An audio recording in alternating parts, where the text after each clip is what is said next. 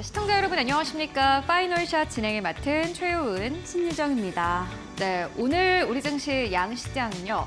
전 거래일 대비해서 거의 움직임 없는 상태에서 거래가 되고 있습니다.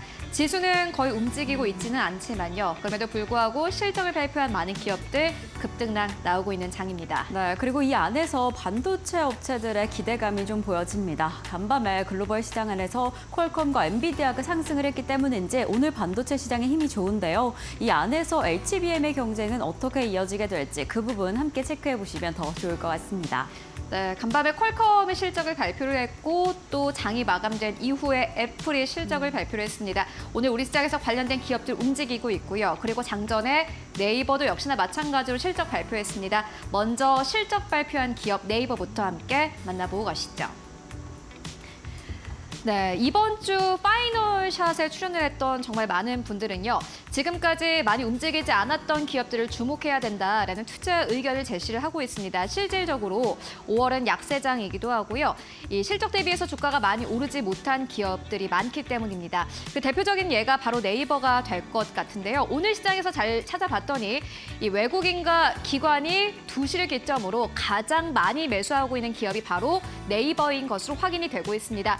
매출은 전년 동기 대비해서 10.8% 이상 증가한 것으로 확인됐습니다. 매출의 경우에는요, 일단은 1분기 기준으로는 최대 매출을 기록을 했고요. 영업이익 같은 경우에는 분기 기준으로 최대 영업이익을 기록한 것으로 확인됐습니다. 전년 동기 대비해서 32.9% 이상 증가한 것으로 확인이 됐는데 네 분야 모두 다 전년 동기 대비해서 아주 큰 폭으로 늘어난 것으로 확인이 되고 있습니다. 네이버의 대표인 최수연 대표는 서치 플랫폼 및 커머스 쪽을 중심으로 주요 사업부가 성장했기 때문에 호실적을 기록할 수 있었다라는 의견을 제시했습니다.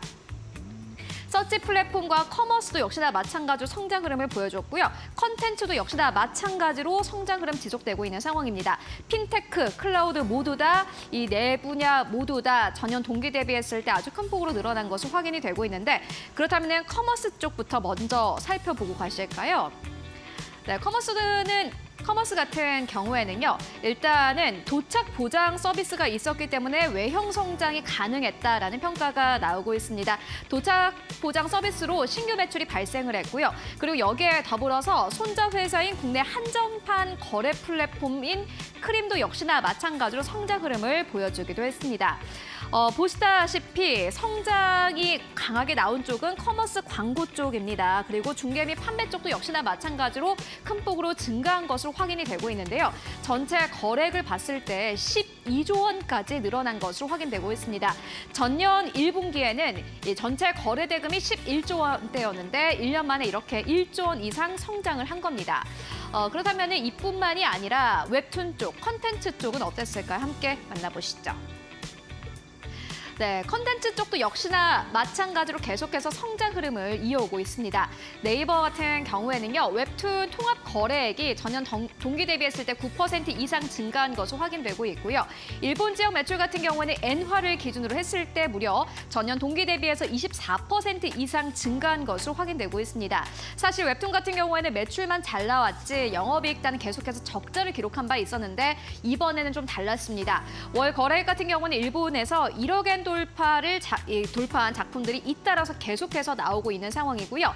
에비타 같은 경우에도 역시나 마찬가지로 확대되는 것으로 확인이 되고 있습니다. 보시다시피 웹툰 거래액 자체가 4,580억 원까지 늘어난 상황이고요. 그 가운데서 3,946억 원이 웹툰 안에서 나왔습니다. 그만큼 컨텐츠 안에서 웹툰의 이 성장이 계속해서 일어나고 있다는 것을 확인할 수 있었는데요. 네이버의 최수연 대표는 세분화되고 전문화된 사업 조직으로 기회에 집중하겠다라는 의견을 제시하기도 했고요. 그리고 AI 쪽에서도 계속해서 이 앞으로의 투자를 늘려가겠다라는 의견을 제시하기도 했습니다. 일단 일본 쪽에서 라인 쪽에서 약간의 좀 부침이 있긴 하지만은 그럼에도 불구하고 우리가 생각했던 것보다 컨텐츠, 핀테크 모두 다 아주 좋은 실적을 발표한 것으로 확인되고 있습니다.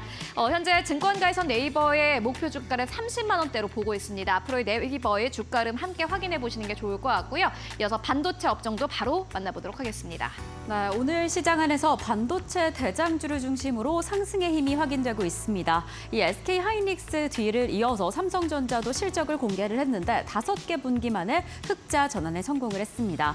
그리고 오늘 오전에 이재용 삼성전자 회장이 유럽 출장에서 돌아오면서 그 성과에 대한 질문을 했는데 봄이 왔네요라는 말을 했습니다. 이 이야기는 지금 삼성전자의 상승세도 좀 기대가 되고 그리고 이 반도체 업황 전반적인 전망에 대한 말이 아닐까라는 기대감을 좀 가지게 합니다. 확실히 이번 실적에서도 DS 부분, 반도체 부분의 상승세가 확인이 됐습니다.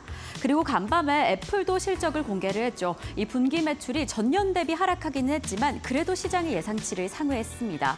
이뿐만 아니라 이 자사주 매입에 대한 계획을 밝혔는데요. 자사주 매입 규모가 전년 동기 대비 22% 증가한 역대 최대치를 공개를 했습니다. 이러한 상황, 최근에 애플이 좀 지지부진한 주가 흐름을 보였는데 이에 대한 투자자들에 대한 좀 위로가 될 수도 있고 앞으로 강력한 의지가 좀 보여지기도 합니다. 이뿐만 아니라 지난 실적 발표에서 좀 집중하셔야 될 부분, 이 부분이 오늘 시장에 좀 영향을 미치는 게 아닌가 하는 부분이 있었는데 바로 인공지능에 대한 언급을 했습니다. 사실 인공지능에 대한 어떤 계획을 발표하겠다 그 부분도 아니고 어떤 내용을 발표하겠다는 아니지만 다음 달 이 연례 개발자 컨퍼런스에서 인공지능 관련한 언급을 하겠다라는 말을 밝히면서 이제 애플이 인공지능 시장에 보다 적극적으로 참여하는 게 아닌가라는 생각이 듭니다. 사실 애플은 지금 인공지능 시장 안에서는 다소 후발주자로 좀 뒤늦은 감이 있었는데 애플도 이렇게 인공지능 시장에 참정하는 애플 인공지능 시장에 정말 유망하구나, 점점 더 확장하구나가 기대가 됩니다. 이렇게 인공지능 시장이 확장이 된다라고 한다면 또 연관이 되는 부분이 HBM 시장이겠죠. 이 HBM 정말 요새 많이 나오고 있는데 HBM은 D램을 수칙으로 적층을 해서 용량과 대역폭을 좀 큰 폭으로 상승을 합니다. 그래서 인공지능 시장에 정말 많은 양의 데이터가 필요하게 된다. 처리한 속도가 좀 많이 필요하다라고 할 때 HBM이 각광을 받게 되는 거죠. 지금 이 HBM 시장 안에서 우리나라 빅2 반도체 기업들의 경쟁이 좀 치열합니다. 사실 SK 하이닉스가 지금 대장주로서 좀 더 강력한 힘을 보이고 있는데 이 SK 하이닉스는 내년 생산분까지 지금 이미 완판된 상황이다라고 하면서 지금의 입지를 좀 공고히 다지려는 의지를 좀 밝히기도 했고요. 이 삼성전자가 지난 실적 발표 이후에 HBM에 대한 의지를 다시 한번 더 강력하게 다졌습니다. 1라운드에는 좀 주춤했지만 2라운드에는 승리 내가 가져가겠다라는 의지를 밝히면서 특히나 이 업계 최초로 만들어낸 HBM3E 12단 개발 성공을 하면서 양산에도 어떤 계획을 밝힐 것이다 라는 내용을 좀 덧붙였습니다. SK 하이닉스 역시나 지금 가지고 있는 기술력을 계속해서 공개하고 있는데 지금 이러한 흐름이 이 빅2 기업들의 HBM 시장을 어떻게 이어가게 될지 이제 또 어떤 시장이 더 선점하게 될지 그 부분 함께 체크해 보시면 좋을 것 같습니다. 네, 삼성전자, SK 하이닉스 이번 주 들어서는 사실 시세가 그리 좋지는 않지만요. 그럼에도 불구하고 HBM 쪽 그리고 반도체는 어찌됐든 간에 계속해서 성장하는 섹터이기도 합니다. 계속해서 따라가 보시면 좋을 것 같습니다. 네, 그럼 오늘의 파이널샷 출발하겠습니다.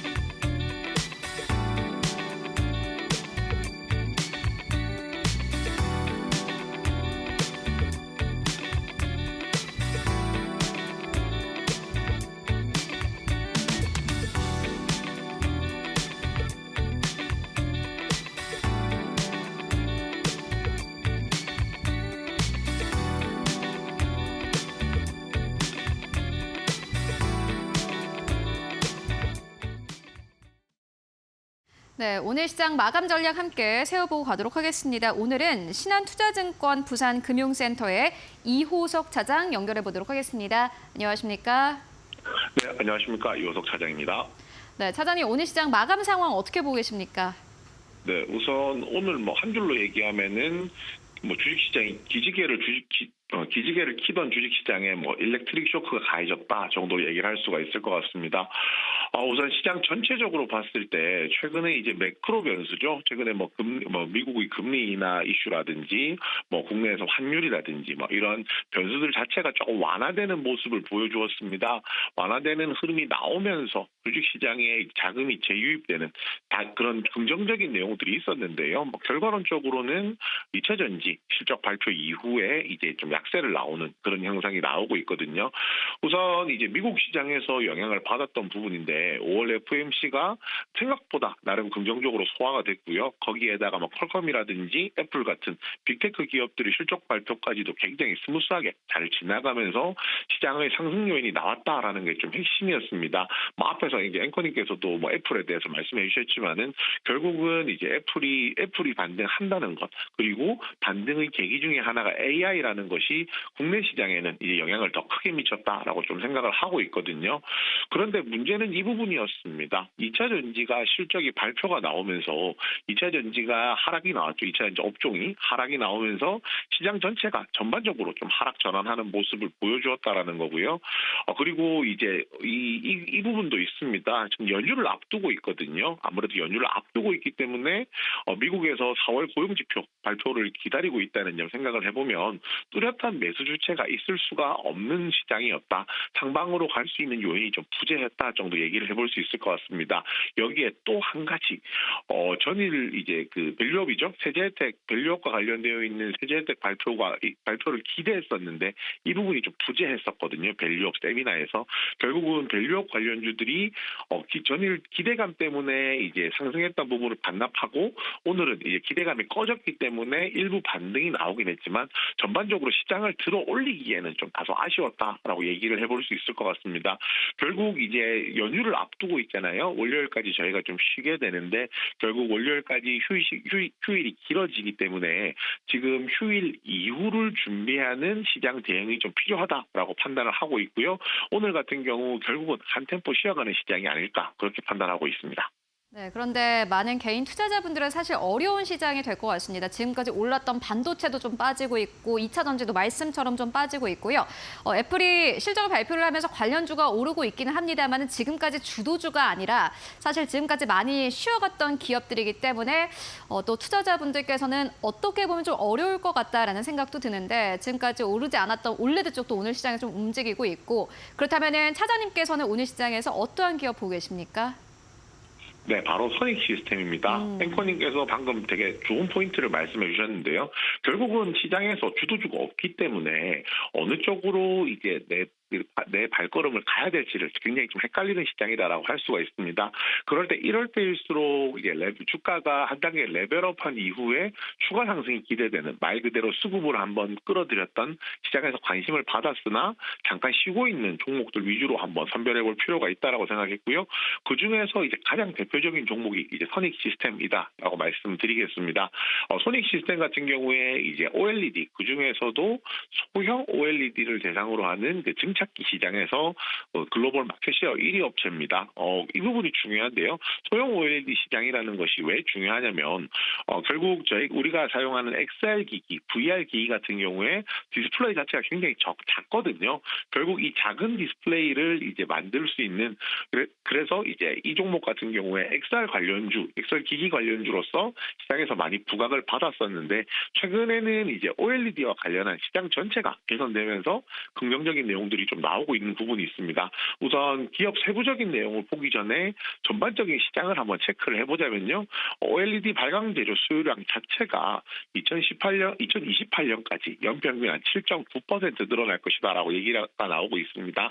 왜 OLED 발광 재료에 대한 수요가 많이 늘어나느냐라고 하면은 기존에 이제 아이패드라든지 맥이라든지 이런 노트북 그다음에 태블릿 같은 경우가 LCD를 사용했었는데 이제는 이제 OLED로 넘어가는 시점에 들어섰거든요. 결국은 이에 따른 수요가 많이 늘어난다라는 것이 뭐 핵심적인 포인트라고 할 수가 있을 것 같고요. 특히 이 중에서도 선익 시스템 같은 경우에는 지난 4월 말이었습니다. 중국의 BOE에서 8.6세대 OLED 증착기와 관련해서 그 최종 공급사로 낙찰이 됐습니다. 단독 입찰을 했고 이제 낙찰이 된 건데요. 여기서 중요한 것은 기존에 이제 선익 시스템 같은 경우는 소엘 OLED 증착기 시장이었기 때문에 8.6세대에는 국내 기업에서 처음 들어간 거고요. 여기가 이제 일본의 캐논 토키라는 회사가 독점하고 있는 시장이었는데 처음으로 진입을 했다는 데 좀 의미가 있습니다. 선익 시스템 같은 경우에 OLED 시장의 전반적인 성장에 수혜를 볼 수 있는 그런 구조로 가고 있기 때문에 그리고 최근에 주가가 레벨업한 이후에 조금 쉬고 있는 상태에서 여기서 추가적인 상승이 기대가 되기 때문에 오늘 원포인트 공략주로 선정하게 되었습니다. 네, 알겠습니다. 최근에 고점을 64,000원대까지 올렸던 선익 시스템에 대한 투자 의견 듣고 왔습니다. 오늘도 말씀 고맙습니다. 네, 감사합니다. 네, 이렇게 5월 3일 금요일 시장 오후 2시 16분 지나가고 있습니다. 오늘 양시장은 모두 상승 출발을 했는데 장중에 힘을 점차 잃더니 지금 모두 약보합 지나가고 있습니다. 코스피 시장부터 살펴보시겠습니다. 코스피 지금 0.08% 하락하며 2,681선 지나가고 있고요. 코스닥은 오전장부터 보합권에서 등락을 좀 거듭했는데 이렇게 약보합 전환을 했습니다. 0.16%, 17% 하락하며 866선 지나갑니다. 그렇다면 수급 상황은 어떻게 보여지고 있을까요? 코스피부터 체크를 해보겠습니다. 코스피 시장 안에서 지금은 외국인과 기관 투자자 담아냅니다. 사실 외국인 투자자가 어제 이어서 오늘 오전장까지 매물을 담아낼까 덜어낼까 그 부분을 계속해서 반복했는데 지금 시각 기준으로 이렇게 매수세 전환을 했고요. 기관 투자자는 오늘 오전장부터 매수세 계속해서 확인됩니다. 개인 투자자 536억 원의 매도세 보이고 있습니다. 코스닥 시장은 어떠할까요? 코스닥 시장의 수급 동향 체크해보겠습니다. 개인과 기관 투자자의 동반 매수세 확인이 됩니다. 각각 278억 원 담아내고 있고요. 외국인 투자자만 홀로 덜어내면서 오늘 지수의 하방 압력 가하고 있는 지금 시장의 상황입니다. 네, 이렇게 오늘 양시장 모두 약보합권 지나가고 있습니다. 지금 수급적인 특징이 오늘 시장을 또 어떻게 움직이고 있는지 지금 시장의 수급 한마디 화면으로 먼저 확인해 보시죠.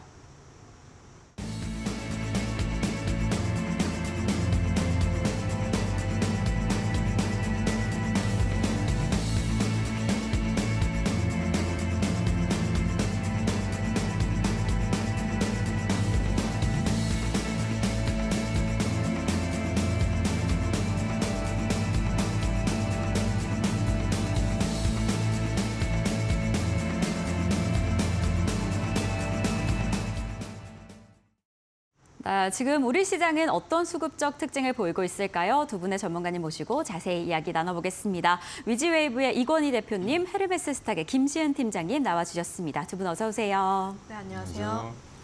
네, 이렇게 금요일 시장 지금 수급적인 특징 어떻게 보여지고 있는지 체크를 해보려고 합니다. 어찌 보면 두 분이 같은 비슷한 맥락의 이야기를 해주셨어요. 지금 집중하고 계신 건 기관 투자자의 매수세가 아닐까 싶은데 대표님께 먼저 여쭤보겠습니다. 지금 양시장에서 기관 투자자 담아내고 있습니다. 네. 지금 이 부분 어떻게 보고 계실까요? 일단 오늘은 네. 뭐 현물은 의미가 없고요. 지금 보면 뭐 거래소에서 외국인이 조금 사고 한 240억대 사고 기관이 아까는 많이 사고 있었는데 지금 많이 팔고 있죠. 외국인이 팔다가 다시 매수로 전환이 됐고 코스닥이 오히려 거래가 더 많죠. 외국인이 더 한 500억대 이상을 매도하고 있고 기관이 한 278억대 이제 매수를 하고 있는데 일단 오늘 중요한 건 선물이라고 보시면 될 것 같아요. 그러니까 외국인들이 선물을 던지는 거를 지금 기관들이 받아내고 있는 정도의 흐름으로 보시면 되고요. 외국인들이 지금 선물을 5,280억이나 지금 매도를 하고 있고 그거를 지금 기관이 한 4천억대 이상 매수를 해주면서 어느 정도 지수를 그냥 받치는 정도라고 생각하시면 될 것 같고요. 오늘은 특별하게 뭐 올리고 싶은 마음도 없고 떨어뜨리고 싶은 마음도 별로 없는 그런 시장이다라고 생각하시면 될 것 같고요.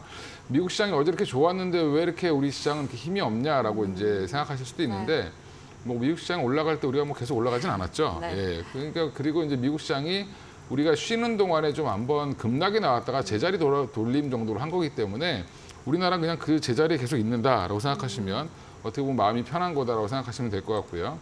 오늘은 이제 특정하게 이제 좀 호재가 있는 쪽으로만 이제 수급이 몰리고 나머지 쪽은 좀 쉬어가는 그런 분위기, 거래량도 좀 종목마다 많이 죽어 있는 상태여서 반도체 섹터도 생각보다 약한 모습을 보이고 있고 그런 부분들을 봤을 때는 오늘은 좀 뭐 특별한 호재가 있는 섹터를 제외하고는 좀 쉬어가는 분위기다. 그리고 또 월요일까지 쉬기 때문에 또 중동발 또 리스크가 또 어떻게 될지도 모르고 그렇죠. 네. 예, 뭐 자꾸 이스라엘을 건드리는데 이스라엘이 또 보복을 하게 되면 또 문제가 될 수도 있기 때문에 이런 여러 가지 이슈들 때문에 조금 적극적인 매수는 안 들어온다라고 생각하시면 될 것 같습니다. 네, 정말 오늘 오전에도 뭐 해당 관련해서 속보가 흘러나와서 오늘도 긴장감이 고조되지 않을까라는 우려감이 있었는데 그래도 그 부분은 괜찮지만 또 연휴가 긴 만큼 우려가 되기는 합니다. 사실 정말 어제 글로벌 시장 안에서는 나스닥이 상승을 해줘서 반도체도 그렇고 지수를 좀 기대했는데 예상보다는 쉬어가는 흐름 보이고 있고요. 오늘 시장 안에서는 현물보다 선물 위주로 좀 지켜보시면 더 좋을 것 같다라고 이야기를 해주셨습니다. 자, 그럼 팀장님께도 여쭤보겠습니다. 오늘 외국인의 선물 매도하고 있고 기관이 좀 받쳐주고 있는데 어떻게 보고 계실까요?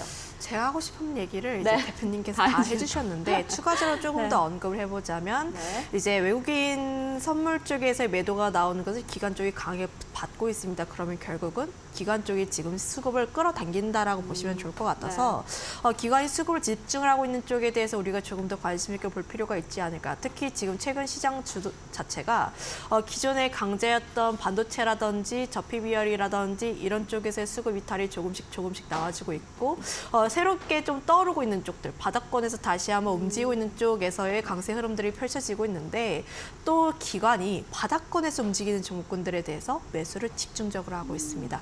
오늘도 보면은 애플 관련 종목군들이라든지 네이버 이런 쪽에서의 강세 흐름들이 나와주고 있어서 연속적으로 기관의 매수세가 이끌어가는지 여부를 조금 더 확인해 볼 필요가 있지 않을까. 그리고 좀 이런 흐름들 자체는 우리가 화요일에 조금 더 확인해 볼 필요가 있는데 오늘 시장 마찬가지로 재미없습니다. 휴일도 있고 지정학적 리스크도 있고 고용 지표도 조금 더 확인하고 싶어하는 심리 좀 이제 복합적으로 얽혀 있다라고 보시면 좋을 것 같아서 만약에 비농업 고용 지표가 발표가 되었음에도 불구하고 큰 변수가 없었음에도 불구하고 지금 좀 튀지 않는다면 다소 좀 재미없는 각계 전투의 시장이 다시 한번 열릴 가능성이 높으니 여전히 지금 역시도 수급에 대해서 계속해서 집중해 볼 필요가 있지 않을까라는 의견 드려보도록 하겠습니다. 네, 정말 말씀해 주신 것처럼 오늘 시장도 참 시원하지는 않습니다. 그래서 이럴 때는 그 종목별로 그리고 수급에 더해서 이야기 나눠보시면 좋을 것 같은데 그 안에서 바닥권의 움직임 어떻게 흘러가는지 계속해서 저희와 함께 체크해 보시면 좋을 것 같습니다. 자, 그럼 저희는 최우은 앵커와 함께 지금 수급별 특징을 보이고 있는 종목들 어떻게 될지 바로 확인해 보도록 하겠습니다. 네, 오늘 외국인 투자자들은요, 코스피 안에서 네이버를 가장 많이 사들이고 있는 것으로 확인되고 있습니다. 사실 지금까지 수급이 굉장히 약했던 기업인데 오늘 실적 발표와 함께 네이버 계속해서 수급 집중되고 있는 모습 확인할 수 있고요. 오전부터 지금까지 네이버 계속해서 외국인 투자자들 매수하고 있습니다.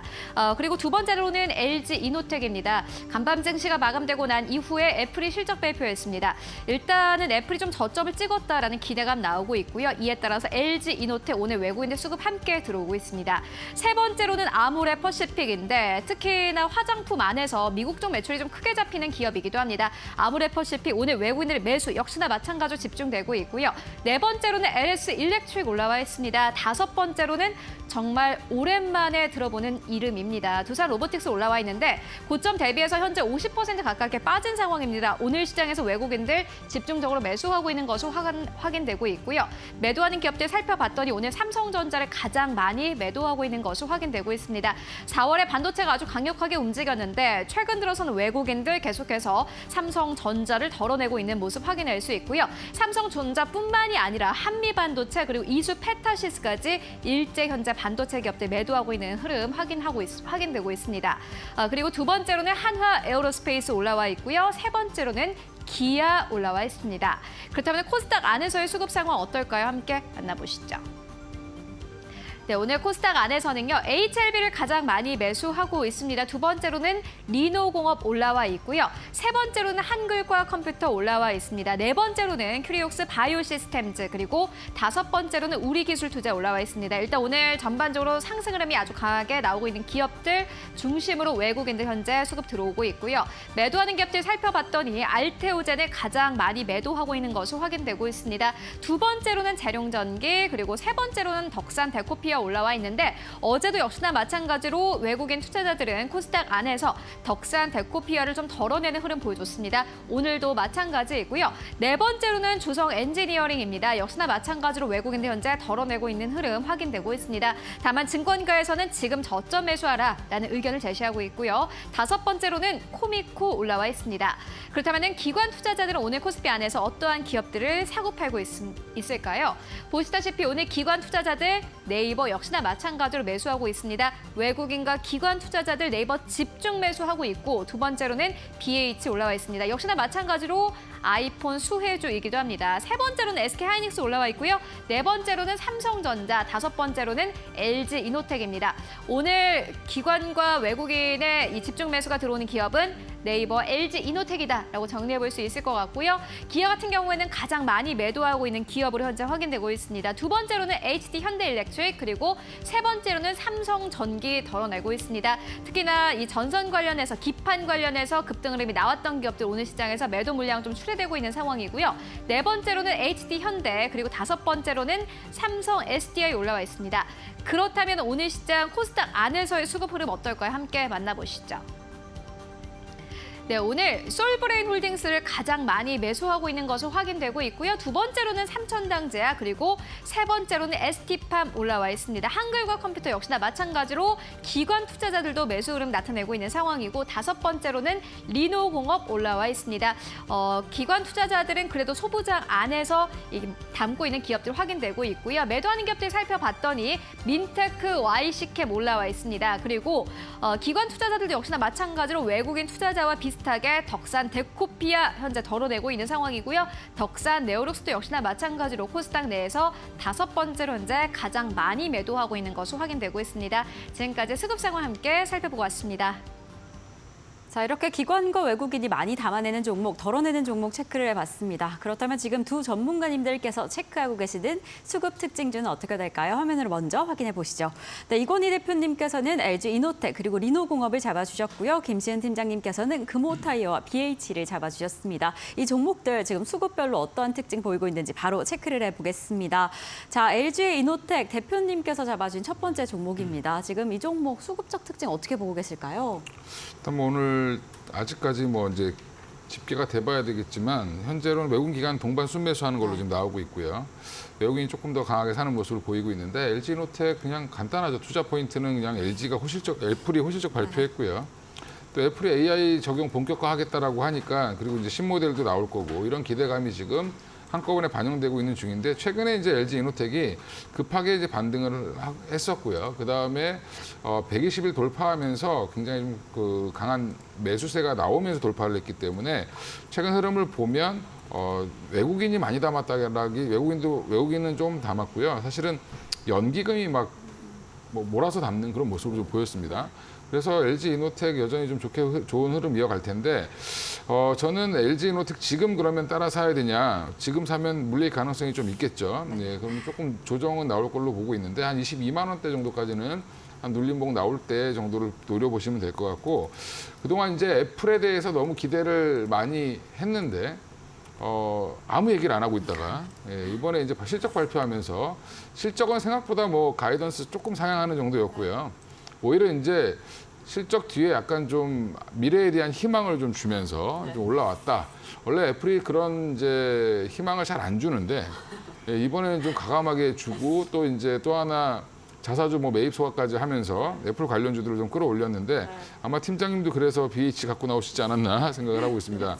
네, 그래서 이 부분은 LG이노텍은 애플을 보고 그냥 투자하시면 아주 간단하다. 그리고 최근에 또 자율주행 얘기도 다시 나오고 있으니까 자율주행 관련돼서 가장 중요한 게 카메라죠. 뭐 이것도 이제 결국에는 같이 갈 거다라고 생각하시고 대응하시면 될 것 같습니다. 네, 정말 간밤에 애플이 우리 투자자들을 좀 잘 달래준 게 아닌가라는 생각이 듭니다. 인공지능에 대한 기대감도 가득 끌어올렸고 이렇게 자사주 매입하면서 투자자들이 이제 괜찮다, 이제 좀 움직일 것이다라는 의미를 보인 것 같았는데 이렇게 역시나 애플 관련주로 LG이노텍 좋은 흐름 가져가고 있습니다. 오늘 시장 안에서 좀 이미 좀 큰 폭으로 상승해서 너무 따라가기엔 늦을 수 있지만 그래도 이 종목 흐름 계속해서 체크해 보시면 좋을 것 같습니다. 자, 그럼 김시은 팀장님에서 잡아주신 첫 번째 종목 먼저 확인을 해보겠습니다. 금호타이어 가져와 주셨네요. 이 종목 좀 실적이 괜찮지 않았나 싶습니다. 네, 아무래도 지금 시장의 관심 자체가 실적 혹은 그쵸. 수출 데이터 견조한 네. 쪽에서의 종목군들 역시도 주가가 견조하게 움직이는 모습들이 나와지고 있는데 오늘 금호타이어 같은 경우 프로그램의 순매수세도 굉장히 강하게 나왔고 외국인과 기관의 매수세가 계속 나왔습니다.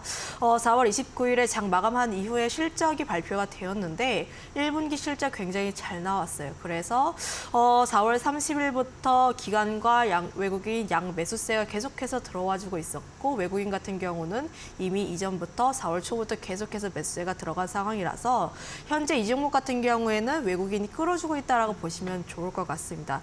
금호 타이어뿐만 아니라 타이어 업계 전반적으로 1분기 실적 굉장히 잘 나왔다라고 보시면 좋을 것 같은데 매출 같은 경우에 한 자릿수의 상승세가 나왔지만 영업이익률 같은 경우 영업이익 측면에서는 두 배 이상이 가깝게 나왔고 그 뜻은 무엇이냐면 매출은 좀 고만고만하게 나왔는데 영업이익 굉장히 잘 나왔다 그러면 고부가 가치 제품을 잘 판 거죠. SUV라든지 전기차라든지 이런 쪽에서의 좀 판매가 굉장히 잘 진행이 되었기 때문에 실적에 대해서 굉장히 잘 나왔다. 그런데 금호 타이어를 비롯해서 타이어 업종이 지난 3분기부터 3분기 실적 잘 나오면서 계속해서 주가가 올랐습니다.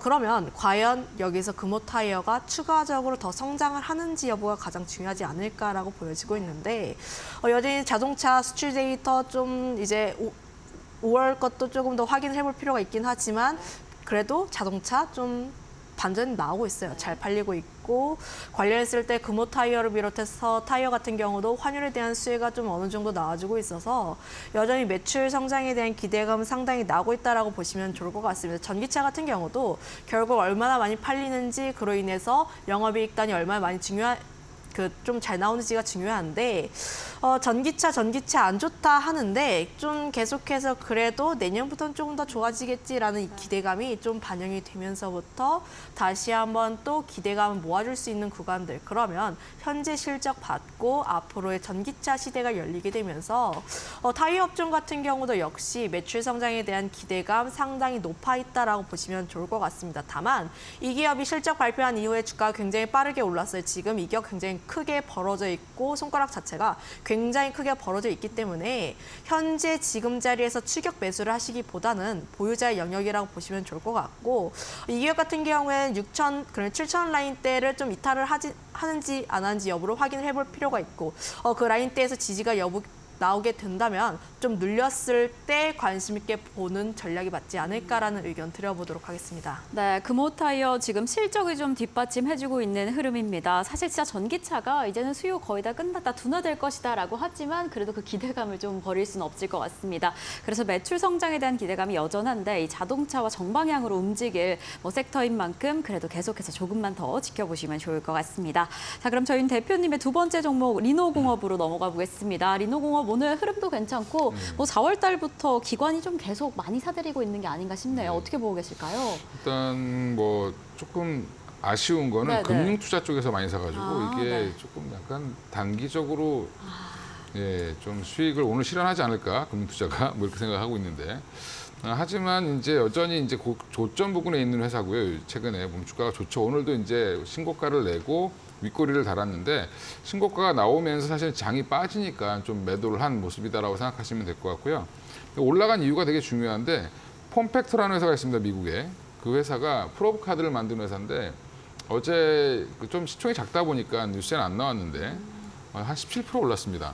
그 실적이 너무 잘 나왔고 이 프로브 카드 강자라고 보시면 되고요. 폼팩터가 관련해서 오늘 이제 우리나라도 보면 폼팩터 관련돼서 프로브 카드를 만드는 PMT라든지 이런 회사들이 랜드용 만드는데 물론 디램용은 아닙니다. 개발 중이라고 하는데 오늘 급등했다 다 빠졌죠.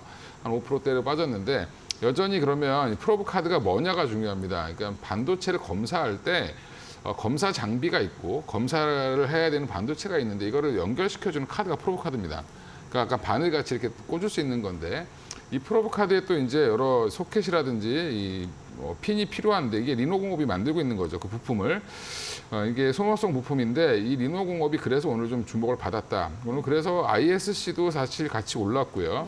그 이유가 ISC 실적 아주 안 좋게 나왔습니다. 그럼에도 불구하고 오늘 올라온 이유는 폼팩터 효과.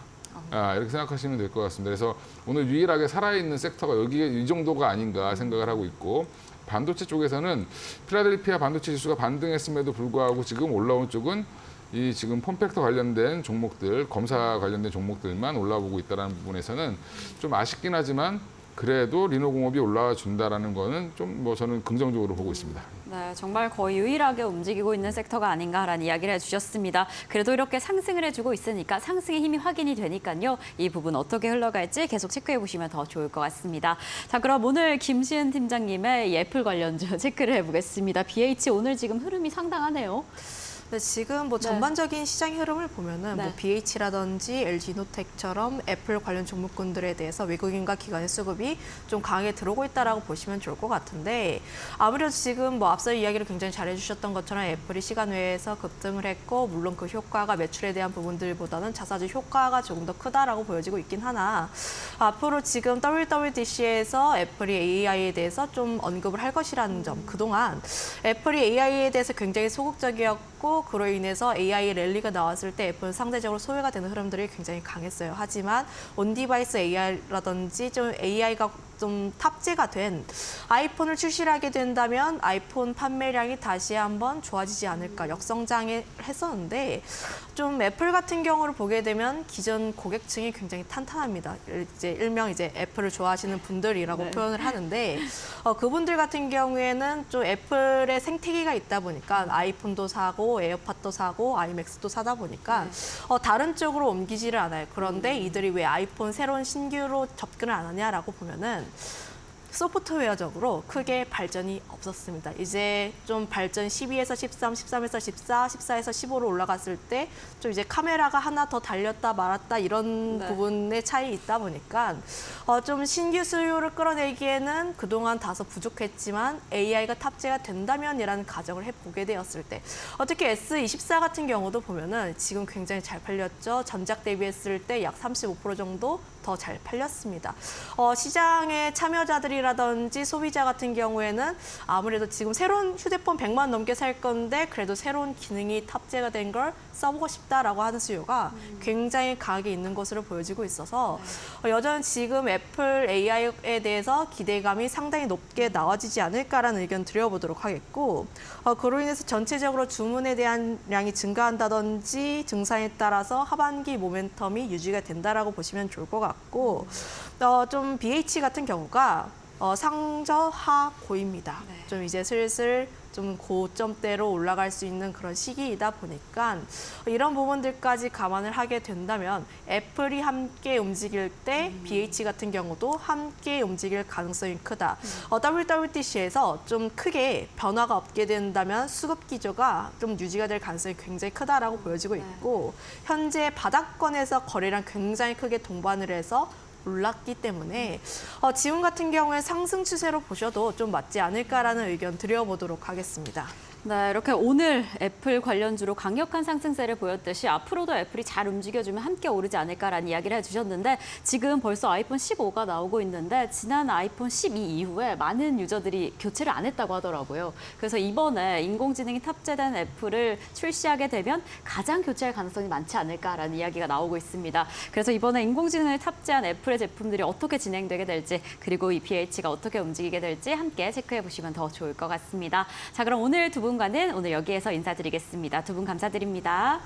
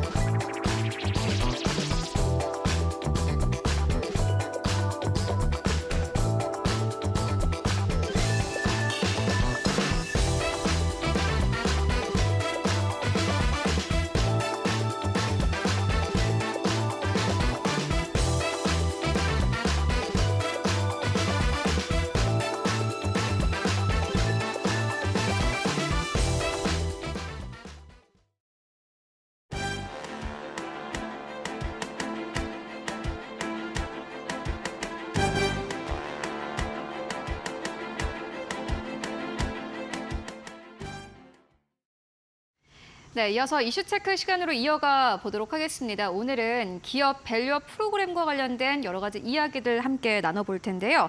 오늘은 신한투자증권의 이정빈 수석연구원과 함께 해보도록 하겠습니다. 안녕하십니까? 네, 안녕하십니까? 네, 오늘 기업 밸류업 프로그램과 관련된 이야기 함께 나눠보도록 하겠습니다. 어제 가이드라인이 공개가 됐고 오늘 시장에서는 크게 힘을 못 받고 있는 듯한 분위기이지만 일단 주가 흐름부터 먼저 만나보고 가도록 하겠습니다. 여러 가지 가이드라인 발표 후에 네. 전반적인 주가 흐름이 어땠습니까? 전반적으로 1차 세미나 전에는 외국인들이 저PBR주들 공략을 많이 했었습니다. 그래서 이렇게 저PBR주 위주로 많이 수직 상승하는 등 그런 급등하는 모습들이 나왔었는데요.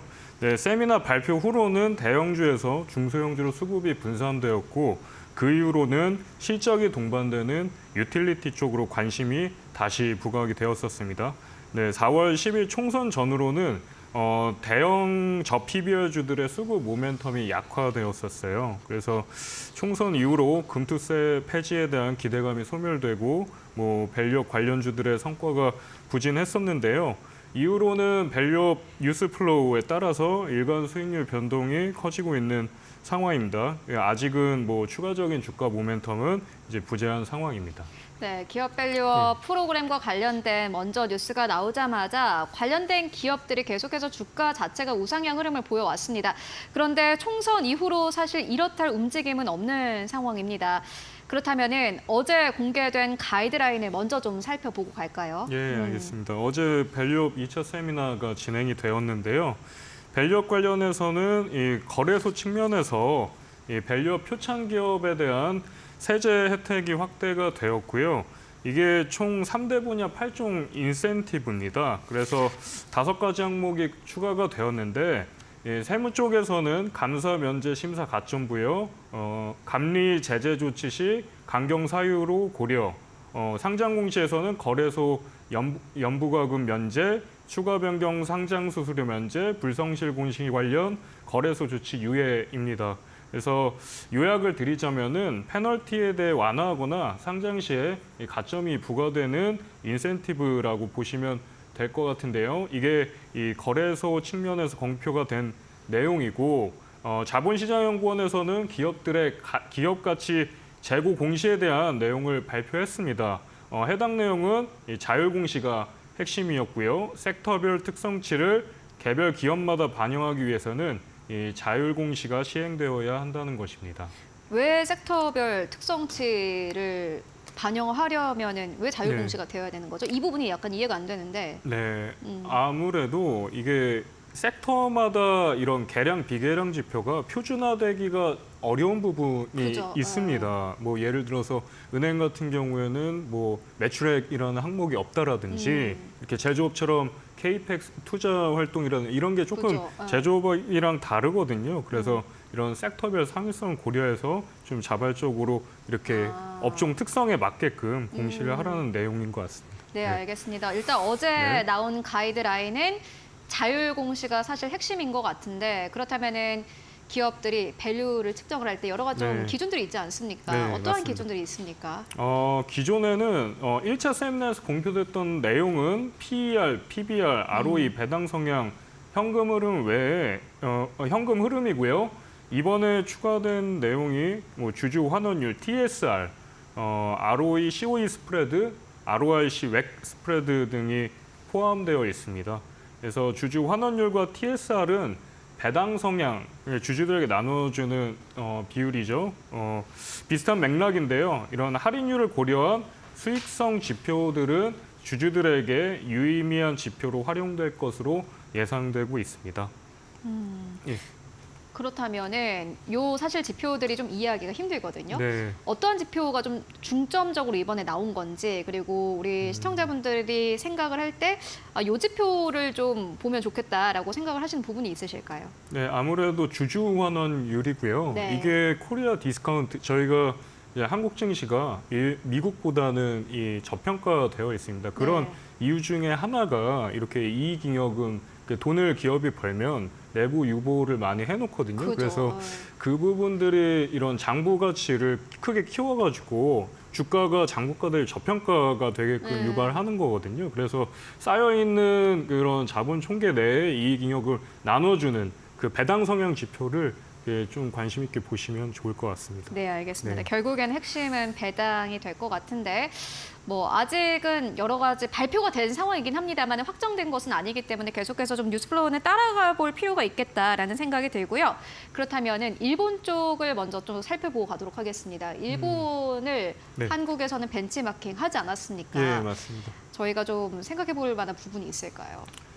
일본 JPX 프라임 지수가 이런 그 밸류업 인덱스로 활용이 되고 있는데 일본 같은 경우는 요건이 크게 두 가지입니다. 첫 번째로는 이 ROE, COE 스프레드가 높아야 되고요.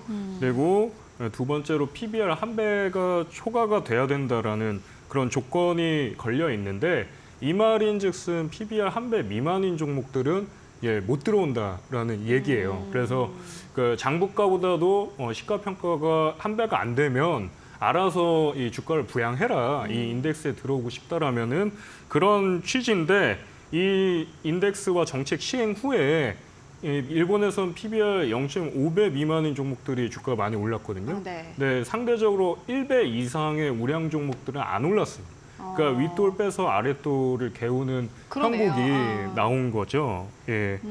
그래서 우리나라도 뭐 앞서 이런 그 PBR 0.5배 안 되는 종목들이 많이 올랐잖아요. 그죠. 은행이라든지 지주라든지 자동차 그런 종목들이 아무래도 이게 선반영이 좀 많이 된 게 아닌가 그렇게 보고 있습니다. 네, 알겠습니다. 그렇다면은 실질적으로 진짜 우량 기업들은 네. 기업 밸류 프로그램 때문에 오히려 피해를 볼 가능성도 있을까요? 피해라고 보기보다는 네. 이렇게 수혜를 덜 받는다고 표현하는 게 맞는 것 같습니다. 네. 알겠습니다. 일단 기업 밸류 프로그램과 관련해서 편입된 기업들은 좀 살펴볼 필요가 있겠는데 네. 그렇다면은 일본도 역시나 마찬가지로 밸류 프로그램이 진행이 됐고 지금까지 성과가 어땠을까요? 사실 근데 이게 단기간의 성과이기 때문에 우리가 뭐 이것만 보고 평가를 할 수는 없겠지만은 그럼에도 불구하고 좀 성과도 중요할 것 같거든요. 네, 맞습니다. 그래서 투자자분들이 궁금하시는 게 이 지표들이 과연 이 성과로 연결될 수 있는가에 대한 부분일 것 같습니다. 그래서 제가 펀트도 같이 하고 있는데 이 각 항목들을 한번 시뮬레이션을 진행을 해봤는데 이 PER, PBR, ROE, 주주 환원 지표 가운데서 가장 그 성과가 부각되는 게 12개월 선행 ROE 지표로 나오고 있고요. 아무래도 누적 수익률 관점에서 수익성, 자본 대비 이익 지표가 가장 훌륭한 지표로 나오고 있습니다. 나왔습니다. 네, 알겠습니다. 그렇다면은 한국 내 기업 밸류업 프로그램에 들어가는 기업들의 성과를 좀 살펴볼 필요가 있을 것 같은데 어떻게 전망하실지가 궁금합니다. 왜냐하면은 기업 밸류업 프로그램에 속해 있는 기업들이 사실은 실적이 좋은 기업들이잖아요. 네, 예. 뭐 기업 밸류업 프로그램이 아니더라도 올라올 수 있는 기업이 아니었지 않나라는 생각도 사실을 하는데 어떻게 앞으로 좀 흘러갈지 전망하고 계신가요? 네, 우리나라 경우 이미 2024년 상반기 때 저PBR주들 수직 상승이 나왔었죠. 선반영이라고 앞서 말씀을 드렸는데 이 하반기에도 앞서 보여줬던 그런 주가 급등이 이어지기는 어려워 보입니다.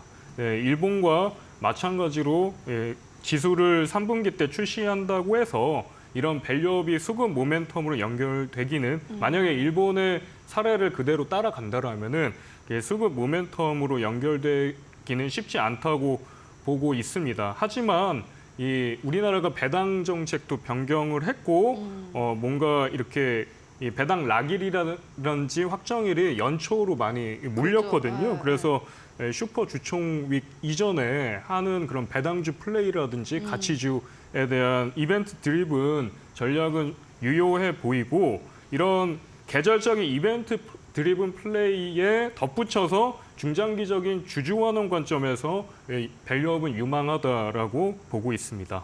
네, 알겠습니다. 일단 이벤트를 잘 체크를 해보고 트레이딩을 하는 게 중요하다라는 의견을 듣고 왔고요. 그렇다면 조심스럽지만 이 기업 밸류업 프로그램으로 앞으로 코스피 지수가 더 좀 탄력을 받을 수 있을까요? 예, 그 중장기적으로는 가능한데 이게 그 다음 달 예를 들어서 뭐 5월이다. 그러면은 이게 더 업사이드가 있느냐라고 놓고 보면은 바로 수익률로 연결되기는 쉬워 보이지는 힘들다. 힘들다라고 보고 있습니다. 네. 그렇다면은 장기적으로 봤을 때는 좀 괜찮다고 보십니까? 예, 맞습니다. 그게 이제 그 종목으로 따지면 이게 메리츠 금융지주 있지 않습니까? 네. 이게 주중 환원율이 이게 높기 때문에 계속 지금 주가 모멘텀이 연결되는 그런 사례가 있다시피 네. 국내 뭐 금융권이라든지 이런 밸류업 그리고 주중 환원 이런 지표들이 우수한 기업들이 중장기적으로 좋지 않을까 그렇게 생각하고 있습니다. 그렇다면 그 기업들은 어떠한 기업들이 있을까요? 뭐 앞서서 메리츠도 말씀해 주셨지만은 그 기업 같은 경우는 워낙 많은 분들이 아는 기업이지 않습니까? 네, 저 PBR주 가운데 주중 환원이 높은 앞서 뭐 말씀 주셨던 메리츠 금융지주 이외에 NH투자증권이 좋아 보입니다. 그리고 그 외에는 밸류에이션 면에 부각되면서 이익 안정성까지 고려하면 KB금융, 기업은행, 신한지주, 현대차, 기아 등도 유망해 보이고요. 이런 종목들의 섹터 및 업종으로 요약을 드리자라면은 은행이랑 자동차입니다. 네, 알겠습니다. 역시 기업밸류업 프로그램 하면은 은행과 자동차는 좀 빼놓을 수 없을 것 같고 중장기적으로 봤을 때는 일단은 시장에는 긍정적인 모멘텀이다라는 의견으로 정리해보고 가도록 하겠습니다. 지금까지 이정빈 수석연구원과 함께했습니다. 고맙습니다. 네, 감사합니다.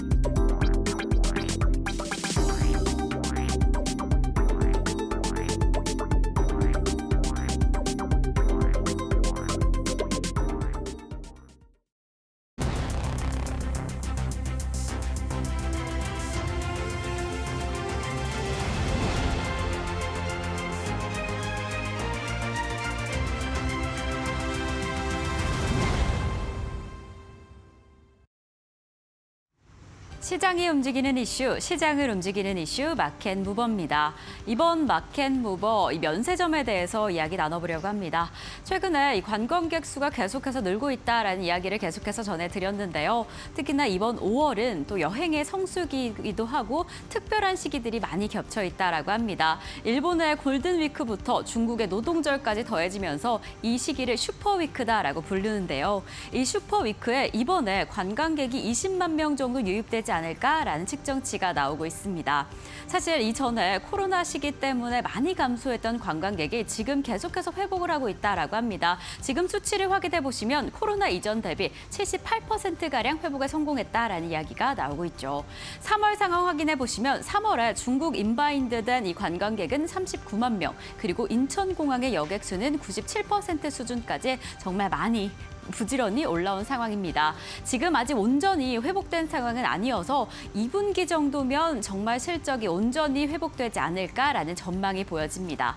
이렇게 계속해서 관광객 수가 늘어나면서 이 매출이 늘어날 수 있다라는 전망은 보여지고 있는데 실제로 이 면세점의 상황은 어떨까요? 정말로 관광객이 늘고 있습니다. 그리고 매출이 늘고 있는데 이 공개된 상황으로 보니까 그리 좋지 않은 부분도 체크가 됩니다. 특히나 이 매출은 정말 이렇게 성장을 했는데 영업이익이 오히려 줄고 있다라는 곳들이 곳곳이 발생되고 있는데 이는 중국의 보따리상의 수수료율을 깎은 뒤에 프로모션이 오히려 경쟁이 과열이 되면서 면세점은 웃음은 짓지만 그리 웃을 수 없는 상황이다라는 이야기가 나오고 있습니다. 이러한 상황이 각 기업에서도 확인이 되고 있습니다. 지금 공개가 된 된 호텔신라의 실적부터 체크를 해보겠습니다. 네, 이렇게 4개의 기업들이 있는데 정말로 매출은 성장을 하고 있지만 영업이익은 괜찮지 않다라는 상황이 호텔신라에서 확인이 된 건데요. 호텔신라가 먼저 이 실적을 공개를 했는데 정말 매출은 증가했고 영업이익은 감소를 했습니다. 지금 이러한 상황, 매출의 증가는 뭐 당연히 여행객들이 증가를 하고 있고 여객 수가 회복됨에 따라서 매출이 정말 증가하고 있었습니다. 하지만 그렇게 좋지 않은 상황들이 영업이익의 감소로 작용을 하고 있는 건데 우선 국내 공항의 영업 면적이 확대가 되면서 임차료가 증가하게 됐다라고 합니다. 그리고 해외 공항에서는 적자가 지속되면서 상황이 좋지 않고 있는데 정말 최근에 달러가 계속해서 올라가면서 면세품 값이 그리 싸지 않다라는 이야기가 나오고 있습니다. 그래서 우리나라 여행객들도 이 면세점 사용을 좀 하지 않고 있다라는 이야기가 나오고 있고요. 그리고 팬데믹 기간 동안 소비가 좀 폭증한 부분이 있었는데 이 부분에 대한 반작용이 조금 작용을 하고 있어서 이 부분이 아직 회복되지 않고 있다라는 전망이 보이고 있습니다. 그래서 이러한 부분 때문에 영업이익은 좀 주춤하고 회복이 되지 않고 있는데 그럼에도 불구하고 면세점 분야를 좀 집중해 보면 좋을 것 같다라는 긍정적인 전망도 함께 따라오고 있습니다. 특히나 럭셔리 제품의 수요는 먼저 좀 뒷받침되지 않을까라는 전망이 보여지고요. 그리고 해외 공항 쪽에서 먼저 손익 개선이 확인이 되고 있습니다. 그리고 뭐 단연 이렇게 해외 여행객들이 증가하게 되면 당연히 면세 구매 단가가 회복되지 않을까라는 전망이 좀 길게 살펴보시면 확인이 되고 있고요. 그리고 지금 인천공항 제2터미널이 아직 완전히 뭐 기업들이 들어오지 않았다, 브랜드들이 들어오지 않았다라는 이야기가 나오고 있습니다. 그래서 이제 10월쯤에는 이 4단계 건설 사업이 마무리가 되면 그쯤에는 이 명품 매장까지 오픈을 하게 되면서 이 부분이 영업이익의 이 증가로도 연결이 되지 않을까라는 기대가 됩니다. 그래서 좀 천천히 살펴보셔야 할 것 같은데 면세품, 이 면세점 시장은 어떻게 이어지게 될지 저희와 함께 체크해 보시면 좋을 것 같습니다. 네, 오늘 시장에서 움직이고 있는 기업들 함께 살펴보는 시간 가져보도록 하겠습니다. 오늘은 주식회사 플래터의 김덕호 대표 그리고 온리온 컨설팅의 윤혜림 대표 모셨습니다. 안녕하십니까? 네, 먼저 첫 번째 기업부터 바로 만나보도록 하겠습니다. 첫 번째 기업은 김덕호 대표님께서 가지고 오신 일진다이아입니다. 오늘 시장에서 5% 가깝게 급등세 18,900원대에서 거래가 되고 있는데 오늘 장중에는 2만 원대를 뚫어내기도 했습니다. 이 기업을 가지고 오신 이유는 아무래도 긍정적인 이유 때문이겠죠? 일단 이제 긍정적인 부분들은 있습니다만은 현재 주가가 이렇게 좀 조정이 나왔다는 부분들은 이제 그거에 대한 이제 실질적인 부담이 좀 작용하지 않았나라고 좀 예상을 하고 있습니다. 일단 일진 다이아 같은 경우는 지난 25일에 이제 기초과학원에서 이제 1기암 내에서 이제 다이아몬드를 생성할 수 있다는 이제 호재가 좀 나오다 보니까 이제 지난주 금요일 날 이제 급등이 좀 나왔었는데 이제 이 일진다이아 같은 경우는 뭐 많은 분들이 사실 이제 다이아의 직접적인 매출보다는 아무래도 이제 수소 관련, 특히나 이제 일진 하이솔루스에 대한 지분 관련돼서 이제 좀 주목을 하다 보니까 많은 분들이 이제 수소 테마로 좀 움직이는 경향이 굉장히 많았습니다. 이번에 이제 발표가 됐던 이 기술력도 사실은 어떻게 보면은 그동안 다이아몬드를 만들려고 한다, 우리가 합성 다이아몬드를 만들려고 하면은 고온 고압의 요건들이 굉장히 많이 필요했는데 이제 1기암 내에서 만든다는 거는 이제 급속 냉각 및 급속 가열 이 시스템이 이제 있다라는 걸 얘기를 좀 드릴 수 있을 것 같고요. 기초과학원에서 이제 이 장비를 자체적으로 제작을 하게 되면서 시도를 한 결과 이제 제품을 만들 수 있다는 내용이 나오면서 좀 급등이 나온 건 사실입니다. 근데 이제 문제는 뭐냐면은 일단 일진 다이아 같은 경우에는 이제 실제 이 합성 다이아 매출이 이제 85% 가량을 차지를 하다 보니까 사실 뭐 어떻게 보면 이런 기술력이 만들어진 건 상당히 호재라고 좀 말씀드릴 수는 있겠습니다만은 문제는 이제 이 다이아를 만드는 양산 기술이 이제 실질적으로 바로 도입이 될 가능성은 좀 실질적으로는 좀 지연될 가능성이 있다라고 좀 보고 있고요. 두 번째로 이제 일진 다이아가 지금 오늘 이렇게 꼬리를 좀 달고 내려왔다라고 이렇게 말씀을 해주셨는데 이거는 이제 분봉 차트를 보신 분들은 다 아실 것 같습니다.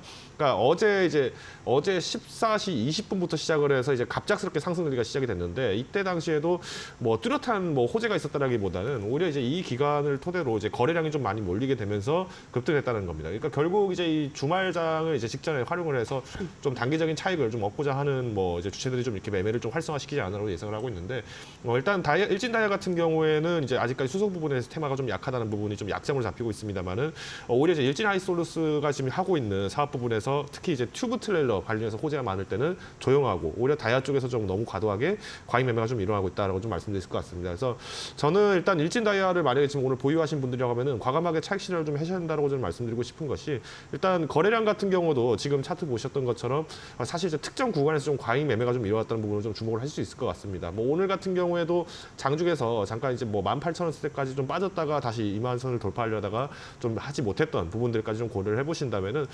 단기적으로는 좀 주가 부담이 영향이 좀 있을 수 있기 때문에 좀 매도 물량을 좀 확보하시는 게 어떨까라고 요약을 드리겠습니다. 네, 알겠습니다. 오늘 일진 다이아가 2만 원대 돌파했습니다. 그런데 지금 이 시점에서는 사실은 매수하는 것은 사실 무리가 있다라는 의견을 전해주셨습니다. 이어서 윤혜림 대표님께서 가지고 오신 BH 만나보도록 하겠습니다. 역시나 이 기업도 오늘 보니까는 좀 수급이 들어오고 있는데 이 기업을 왜 가지고 오셨을까요? 네, 지금 어제 애플 실적 발표 이후 그리고 이제 1,100억 달러의 이 자사주 이제 매입하겠다라는 이야기로 오늘 애플 관련 이야기들 그리고 애플 관련주들이 조금 많이 강세의 흐름을 보여주고 있는 것 같아요. 특히나 이제 BH 같은 경우도 굉장히 주가가 많이 하락을 했고 이제 여기서 거래량이 나와서 대세 상승이 조금 시작하지 않을까 하는 생각에 오늘 좀 같이 보려고 합니다. 그래서 BH 같은 경우는 이제 2분기에 영업이익 컨센서스가 한 120% 정도 상회할 전망입니다. 그래서 주 원인인 이 신모델향 출하가 5월부터 시작이 될 거라고 보고 있고요. 그리고 올해 이제 북미의 고객사 신제품이 생성형 AI 탑재로 인한 기대감이 형성이 되고 있습니다. 그래서 뭐 중장기적으로 봤을 때도 내년 IT 부분의 이 OLED 적용 제품 확대와 그리고 향후 북미 고객사의 이 폴더블 출시에 대한 수혜가 예상이 되고 있는데요. 그리고 이제 뿐만 아니라 이제 전장용 배터리 기판과 그리고 차량용 스마트폰 무선 충전기 사업도 지속적으로 성장을 하고 있습니다. 그래서 전장 부품 매출 비중이 기존 6%에서 이제 올해는 한 24%까지 확대될 전망인데요.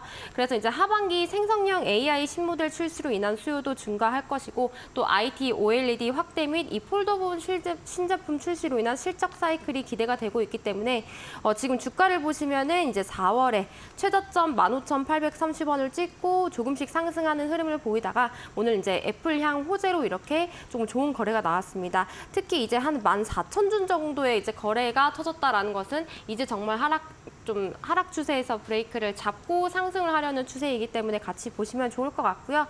그래서 만약에 기존에 조금 물려있다 하시는 분들은 오늘 아마 추가 매수를 하셨어도 충분히 좋았을 것 같고 내가 이제 뭐 이런 애플 OLED 관점에서 신규 매수를 하겠다라고 하면 이제 연휴 이후에 다시 이 장대 항공 이후에 어떤 흐름이 나오는지를 보면서 접근해 보시면 좋겠습니다. 네, 알겠습니다. 사실 BH는 이번 1분기에 부진한 실적을 발표를 했지만은 2분기 같은 경우에는 컨센서스를 영업이익이 120% 넘게 상회할 것이다라는 전망을 내놓기도 했습니다. BH를 만약에 신규 매수를 하고 싶으신 분들이라면은 연휴가 지나고 보자라는 의견을 정리를 해보고 가도록 하겠고요. 이어서 세 번째 기업 만나보도록 하겠습니다. 플리토입니다. 이 기업은 또 김덕호 대표님께서 가지고 오셨는데 플리토를 가지고 오신 이유가 있으실까요? 사실 이제 플리토라고 하면은 뭐 우리가 흔히 얘기하는 챗봇, 그러니까 특히나 이제 챗 GPT 관련해서 굉장히 많은 소프트웨어 부분에서 언어 모델 쪽을 굉장히 특화를 시켰다라는 부분을 좀 강조를 많이 드릴 것 같습니다. 오늘도 이렇게 상승을 했던 부분들은 아무래도 이제 서울시 마스코트였던 해치를 활용을 해서 이제 서울 주요 관광 안내소에다가 이제 번역 서비스를 지금 이제 진행을 하고 있다는 내용이 나오면서 좀 상승하지 않나 해석을 하고 있고요. 일단 플리토 같은 경우에는 그래도 지금 보여지고 있는 우리가 실제 이제 사용화하고 있는 부분들에서 탄력을 좀 많이 받고 있습니다. 물론 자체 언어 모델들에 대해서 이제 시스템을 좀 강화를 하고 있고 또 여기서 챗 트랜스레이션 이 부분들도 계속 이제 업데이트를 진행을 하고 있는데 이번에 이제 외국인 근로자를 대상으로 해서 노동행정 지원을 하려고 하다 보니까 이제 고용노동부하고 마찬가지로 좀 이제 MOU를 지게한 게 있습니다. 이게 이제 통영시하고 이제 마찬가지로 좀 진행을 하게 되면서 죄송합니다. 네, 통영시와 마찬가지로 이제 MOU를 진행을 하게 되면서 이제 외국인들 대상으로 이제 서비스를 확대하겠다고 얘기가 나왔는데 실제 이제 통영지청에서 이제 등록된 자료에 따르면은 뭐 네팔 근로자가 뭐 23% 그리고 뭐 인도네시아가 14%, 우즈베키스탄이 14%. 그러니까 우리가 일반적으로 생각을 했던 외국인 노동자라고 했을 때 다 영어를 쓴다던가 다 일본어를 쓴다거나 중국어를 쓴다거나 이러지는 않았다는 거죠. 그러다 보니까 이제 앞으로 이제 우리나라에서도 이런 다국적 국가들에 대해서의 어떤 서비스를 활용을 하다 보니까 결국은 이제 이 플리토가 이제 제공하고 있는 이 챗 트랜스레이션이 상당 부분 탄력을 받을 수 있을 거라서 전망을 하고 있습니다. 이미 이제 언어 같은 경우는 38개국 언어를 이제 동시 서비스를 하려고 하다 보니까 앞으로 차후에 이제 우리나라 국내에서도 마찬가지로 흔히 말하는 외국인 근로자분들이 좀 많이 이제 기용을 하고 있는 상황인데 여기에 대한 서비스 부분을 좀 더 강화할 수 있다는 점까지 기대를 했을 때는 플리토의 가치가 여전히 지금 더 주목이 되고 있다라고 얘기를 드릴 수 있을 것 같습니다. 일단 지난 1월 그러니까 이제 뭐 샘 올트먼의 방한 이후, 그러니까 작년 12월부터 해서 계속 이렇게 주목이 된 이후부터는 사실상 이제 챗봇 관련 섹터들이 지금까지 좀처럼 힘을 내지는 못하고 있습니다. 오히려 이제 샘 올트먼이 방한한 이후에는 반도체 쪽 시장에 좀 주목을 많이 받고 있는데 소프트웨어 부분에서 좀 주목을 하신 보신다라면은 뭐 폴라리스 AI뿐만 아니라 이런 플리터와 같은 기업들을 좀 장기적인 안목으로 주목하실 필요가 있다라고 요약을 드리겠습니다. 네, 알겠습니다. 장기적인 시선으로 AI 소프트웨어 쪽으로 플리도 함께 살펴보자라는 의견으로 정리를 해보고 가도록 하겠습니다. 그렇다면 오늘 시장에서 또 어떠한 이슈가 움직이고 있는지 이어서 신유정 앵커와 함께 만나보시죠.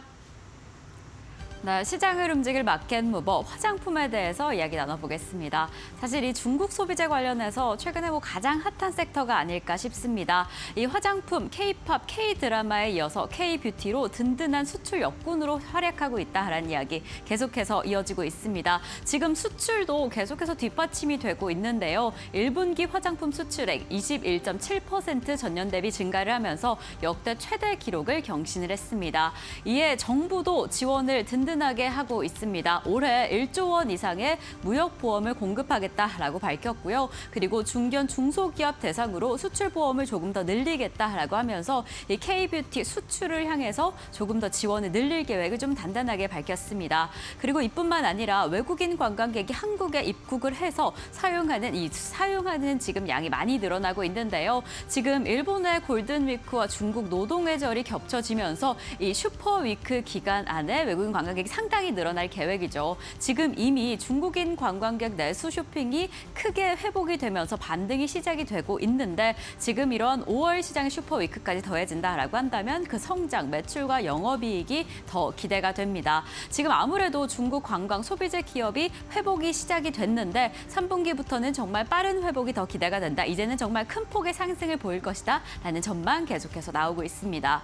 이러한 상승세가 실적에도 반영이 되고 있습니다. 이 LG 생활건강의 실적을 공개를 했는데 역시나 지금 이러한 상승세, 성장세가 고스란히 남아들었습니다. 이렇게 성장하는 흐름이 확인이 됐는데 매출액, 영업이익 그리 큰 폭은 아니지만 그래도 이렇게 성장하고 있음, 그 회복세가 완전히 스며들었다를 확인을 했는데 이렇게 특히나 그 안에서도 면세 매출이 이 목표치에 근접했다라고 합니다. 면세 시장이 아직 그리 좋지 않다라는 이야기를 전해드렸는데 이렇게 LG 생활건강을 필두로 면세 매출 목표에 근접한 상황입니다. 그리고 지금 LG 생활건강이 중국 시장에서 아주 핫하다라고 합니다. LG 생활건강의 브랜드인 후가 중국에서 아주 큰 폭의 성장을 거뒀다라고 하는데 이 중국 틱톡 내에서 10위 안에 든 이 화장품 인기 제품 가운데 유일하게 후 LG 건강이 자리를 잡았다라고 합니다. 이렇게 중국향 채널 중심의 성과가 눈에 보이면서 매출과 영업이익 큰 폭으로 상승을 하고 있습니다.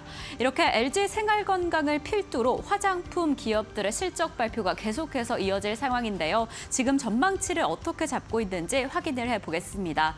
LG 생활건강뿐만 아니라 마녀공장, VT, 토니모리까지 워낙 이 화장품 시장에서 핫하고 유망한 기업들이죠. 지금 1분기 실적 전망을 내놓았는데 모두 이 시장의 예상치 상당히 성장한 모습을 공개를 했습니다. 마녀공장 같은 경우에는 매출액 전년 대비 49% 상승할 것이다. 영업이익 역시나 상승할 것이다 라고 올려 잡았는데 특히나 국내 MBS 채널 부분에서 호조를 보이면서 이 국내 시장에서 좀 유망한 부분이 확인이 되었고 그리고 특히나 일본 시장 안에서 인기를 얻고 있습니다. 그리고 이뿐만 아니라 미국의 코스트코 오프라인에도 입점할 예정이다라고 밝혀서 정말 그 성장세 상당히 기대가 되는 상황입니다.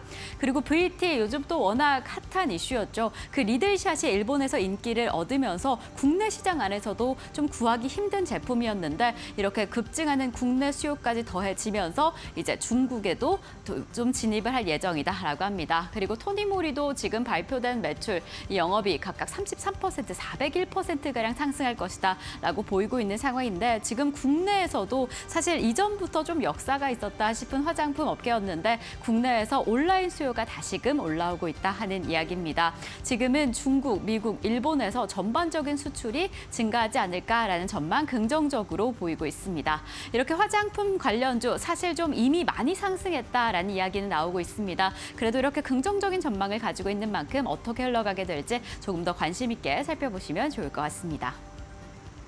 네, 바로 화장품 관련 이야기 함께 해보도록 하겠습니다. 또 윤혜림 대표님께서 화장품 ODM을 오늘 마켓무버로 가지고 오셨는데 사실 많이 올라가긴 했어요.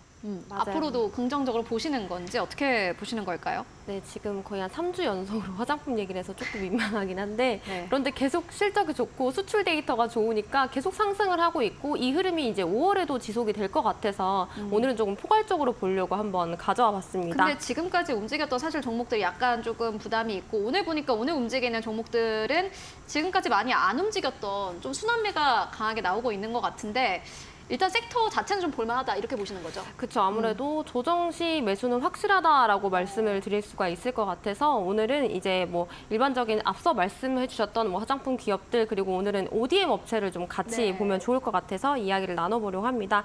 그래서 이제 화장품 ODM이라고 하면은 이제 디자인과 제조를 같이 하는 업체이죠. 그래서 제품이 완성이 되면 이제 브랜드의 이름으로 판매를 하기 때문에 뭐 제조업체의 이름을 공개하지 않는 이런 형태라고 이해를 하시면 되겠습니다. 그래서 이 ODM의 모델을 활용을 하면 뭐 고가의 이런 제조 설비 투자 없이도 조금 다양한 제품을 시장에 출시가 가능하기 때문에 뭐 자본이 제한적인 스타트업이나 그리고 중소기업에게는 굉장히 중요한 역할을 하고 있겠죠. 그래서 이러한 ODM 업체들이 여러 국가의 제조 시설을 보유를 하고 있고 또 다국적 브랜드가 이 글로벌 시장에 진출을 할 때 뭐 관세나 물류비 절감 등의 조금 이점을 제공을 한다는 장점을 갖고 있습니다. 그래서 뭐 이제 뭐 K-뷰티 지금 너무나도 잘 나가고 있기 때문에 성장이 계속된다라고 말씀을 드릴 수가 있겠죠. 특히나 이제 국내외 관광객이 계속 증가를 하고 있습니다. 그리고 이제 현실점 굉장히 강달러의 모습을 그죠. 보여주고 있잖아요. 그런데 이제 달러 강세뿐만 아니라 우리가 위안화랑 비교를 했을 때도 이제 원화가 약세이기 때문에 그래서 중국인 관광객 유입에도 굉장히 긍정적이고 그리고 중국인의 1위 쇼핑 품목이 이제 화장품이기 때문에 뭐 너무 잘 오르고 이제 주가도 잘 올랐지만 이제 조정이 나올 때는 그때는 또 다시 분할 매수를 해서 더 상승할 모멘텀이 남아있다라고 말씀을 드릴 수 있을 것 같습니다. 뭐 앞에서도 앵커님이 얘기해 주셨던 것처럼 이제 5월 1일부터 어린이날까지는 중국의 노동절이기도 하고 또 이제 5월 6일까지는 일본의 이제 골든위크가 겹쳐서 지금 슈퍼위크라고 이야기를 하고 있습니다. 그래서 총 20만 명에 달하는 이제 외국인 관광객이 한국에 오면서 뭐 화장품뿐만 아니라 호텔, 카지노 전반적으로 수혜를 볼 수 있을 것 같고요. 이제 화장품이 글로벌 시장에서 수요가 굉장히 높습니다. 그래서 뭐 중국, 일본 등의 이런 아시아뿐만 아니라 북미까지 이미 접수를 완료했고 또 뭐 아시아, 라틴 아메리카, 중동 지역에서 빠르게 성장을 하고 있기 때문에 뭐 이 지역의 경제 성장과 그리고 중산층의 확대는 이제 화장품에 대한 수요가 증가할 수밖에 없다. 그래서 신흥 시장도 적극적으로 진출하고 있는 것이 앞으로의 상승 모멘텀이 더 남아 있다라고 말씀을 드릴 수 있겠습니다. 그래서 이제 평소에는 이제 중소중 개별주를 얘기를 했었는데 오늘은 ODM에 대해서 말씀을 드리고 그 중에서 최선호주는 이제 코스맥스가 있어서 말씀을 드리려고 하는데요. 네. 이제 중국 매출이 6,770억 원으로 한 25% 정도 목표를 잡고 있습니다. 그래서 국내외 뭐 글로벌 브랜드사들의 이제 채택이 계속해서 이어지고 있고 이제 24년에 이제 법인의 강한 성장을 기대하면서 최대 실적을 달성할 전망으로 보고 있습니다. 특히 이제 올해 같은 경우 중국의 이제 인디 브랜드의 고객사 확장으로 뭐 중국 실적 상승에 대한 자신감도 있고 또 미국 손익 개선으로 이제 전사의 실적에 기여를 할 전망입니다. 뿐만 아니라 이제 인도네시아 그리고 태국 매출도 성장을 할 예정이라서 지금 주가를 보시면 꽤 많이 올랐습니다. 그래서 조금 부담스러울 수 있는 가격이지만 그래도 조정 시에 이제 매수하면서 모아나가는 관점으로 간다면 충분히 한 16만 원 정도는 갈 수 있다라고 보여지기 때문에 조금 5월 시장을 잘 보시면서 화장품 보실 때 ODM 업체를 보시는 것도 좋겠습니다. 네, 알겠습니다. ODM 업체에 좀 집중을 하자라는 의견 듣고 왔습니다. 특히나 화장품 ODM에는 많은 기업들이 있는데 그 가운데서는 코스맥스를 최선호주로 생각을 하고 있고 오늘 시장에서 14만 8,900원대에서 거래가 되고 있는데 16만 원대까지 일단은 보고 계신다라는 의견으로 정리를 해보고 가도록 하겠습니다. 이어서 오늘 또 가지고 오신 기업이 바로 알맥입니다. 알맥도 역시나 마찬가지로 뭐 집중은 받고 있는 기업이기도 한데 이 기업을 뭐 긍정적으로 보시는 걸까요? 어떻게 네, 보세요? 그렇습니다. 일단 이제 오늘 이렇게 좀 급등이 나왔던 거는 알맥뿐만 아니라 이제 우리나라에 있는 많은 이제 알루미늄 수출 기업들 이제 관련해서 이제 조사를 진행을 했는데 여기 반덤핑 관세 부과가 굉장히 없었다. 그러니까 약세가 됐다는 부분에서 이제 긍정적으로 나온 것 같습니다. 특히나 알맥 같은 경우는 지금 미국으로부터 이제 지금 조사받았던 경우가 이제 과거 이제 2022년 10월부터 해서 23년 9월까지의 이제 수출 실적들을 이제 기준을 했는데 이 상무부가 이제 왜 이런 판단을 하게 됐냐면은 뭐 많은 분들이 이미 들으셨겠지만은 이제 최근에 중국의 저가 제품들이 이제 워낙 중국으로 많이 유입이 되면서 중국 내 제조업이 어려워지고 있다 이 얘기가 발현되니까 결국은 이제 뭐 알루미늄 알루미늄 노조라든가 아니면은 이제 금속 노조 측에서 이제 마찬가지로 이 부분을 조사를 해달라고 요청을 해왔었습니다. 실제로 이 조사를 진행을 했는데 상무부 판단에서는 이제 예비 판정을 한 결과 이제 알맥 같은 경우에는 이제 덤핑 관세율을 이제 0% 부과를 했고요. 또 이제 우리나라에 있는 SMI라고 하는 이제 알루미늄 업체도 마찬가지로 2.4%를 굉장히 저조한 관세율을 부과를 했습니다. 일단 관세율 자체가 부과된 게 부정적이지 않느냐라고 이렇게 판단하시는 분도 계실 것 같은데 일단 중국 같은 경우에는 이제 알루미늄 관련해서 최대 376%까지 지금 관세가 부과된 상황입니다. 그만큼 이제 중국산 제품에 대해서 밀어내기가 굉장히 좀 강해지다 보니까 오늘 이제 비철금속 및 철강 관련 종목들이 좀 오늘 소폭의 좀 상승이 있었다라고 좀 말씀드릴 수 있을 것 같고요. 튀르키예 같은 경우도 73%, 베트남도 41%입니다. 그러니까 이제 중국과 좀 친하게 관계를 맺었던 이제 중국과 좀 고고적인 관계를 있던 기업들 같은 국가들 같은 경우에는 좀 관세를 좀 높였다는 점들이 아무래도 이제 미국 입장에서는 조금 그동안 좀 우호적이었던 이제 경제 협력 관계에 있었던 이제 한국이라든가 일본 그리고 유럽의 기업들에게 대해서는 좀 우호적인 판정을 내렸다라고 좀 볼 수 있을 것 같고요. 대신 이제 여기서 이제 주목하셔야 될 거는 알맥이 이제 결국 해외 사업 비중이 이제 지금 70%가 넘다 보니까 일단 미국에 대한 수출에 대한 물꼬는 트는 것은 확실하다라는 부분이 좀 긍정적으로 작용을 하고 있습니다. 때문에 이제 오늘 이렇게 20% 상승을 한 부분들에 대해서는 뭐 아무래도 이제 실적 자체가 이제 좀 관건이 될 것 같은데 알맥은 이제 작년도 그렇고 재작년도 그렇고 꾸준하게 실적이 탄력을 좀 많이 받다 보니까 이 영업률 마진 부분들이 이제 결국은 관건일 것 같습니다. 문제는 이제 철강 부분 그리고 비철강 부분들에 대해서 좀 타격을 줄 수 있는 부분들이 역대 엔저가 나타나는 일본 기업들의 수출세를 좀 주목을 하셔야 될 것 같은데 지금 이제 우리나라 철강 같은 경우도 사실은 뭐 이제 아변강파라든가 이런 것들을 일본으로부터 수입해오는 물량들이 굉장히 많이 있습니다. 특히나 이제 전년 재작년에 비했을 때는 훨씬 더 많은 물량들이 지금 수입되고 있다는 점 봤을 때는 알맥이 이제 결국에는 내수에서의 한계보다는 오히려 외수 그러니까 즉 수출 물량들이 많기 때문에 기대는 높습니다만은 우리가 이 부분들을 마냥 이제 좋은 면만 이제 해석하시기보다는 이제 일본 기업들과의 경쟁력까지 좀 고려를 하셔야 되기 때문에 이 단기적인 이제 실적에 대한 부담감들 좀 주의를 하셔야 될 것 같습니다. 저는 일단 이 알맥을 이제 장기적으로 보유하시는 거는 이제 다소 긍정적이라고 보는 것이 이제 실적 부분들에서는 영향은 있겠습니다만은 일단 매매의 관점으로 봤을 때 오늘 이제 거래량이 지난 250일간의 거래량을 200일간의 거래를 기준으로 했을 때는 사실상 좀 오늘 과잉 매매가 좀 일어났다고 좀 말씀드릴 수 있을 것 같고요. 때문에 일단 지금 보유자분들이라고 하시면은 한 번 정도는 과감하게 차익 매도 하시는 게 어떨까로 요약을 드리고 싶습니다. 네, 알겠습니다. 이 기업 차트 보면 사실 좀 당황스러울 정도로 계속해서 내려오고 있는 차트이기도 한데 일단 오늘 시장에서 급등 흐름이 나왔지만은 이런 이슈가 계속해서 상승세를 이끌고 갈 만한 이슈는 아니다. 오히려 일본과의 수출 경쟁력을 생각을 해봤을 때는 알맥은 지금 이 구간에서는 매수를 좀 보수적으로 생각을 해야 된다라는 의견으로 정리를 해보고 가도록 하겠습니다. 이어서 다음 기업 만나볼 텐데요. 이번에는 한화엔진입니다. 이 기업은 역시나 마찬가지로 뭐 실적 기대감 계속해서 나오고 있는 기업이고 많은 분들이 집중하고 있는 기업이기도 합니다. 지금 긍정적으로 보시는 걸까요? 네, 지금 이제 갑자기 급락하는 흐름을 보여서 이걸 어떻게 해야 하나라고 생각을 많이들 하실 것 같은데 이제 우리가 조정일 때 사야 되죠. 그래서 맞아요. 다시 한번 네. 말씀드리려고 합니다. 뭐 조선업이 이제 미중 갈등 반사 효과에 순항하는 모습을 보이면서 최근에 굉장히 많이 올랐죠. 뭐 글로벌 수주 실적도 1위를 찾고 이제 공급장 우위 시장을 확보하면서 좋은 흐름을 보여줬습니다. 그리고 조선업 또한 이제 강달러 수혜를 보는 업종이기 때문에 뭐 수주액으로만 놓고 봤을 때는 1분기가 한 135억 달러. 그래서 3년 만에 우리나라가 중국을 제치고 현재 1위를 하고 있는 상황입니다. 그래서 이제 2000년대 중반에 발주했던 선박 교체 시기가 도래하기도 했고 그래서 정말 이번 조선업의 호황이 단기간이 아니라 3차 슈퍼사이클을 좀 맞이할 전망이다라고 말씀을 드릴 수 있을 것 같고요.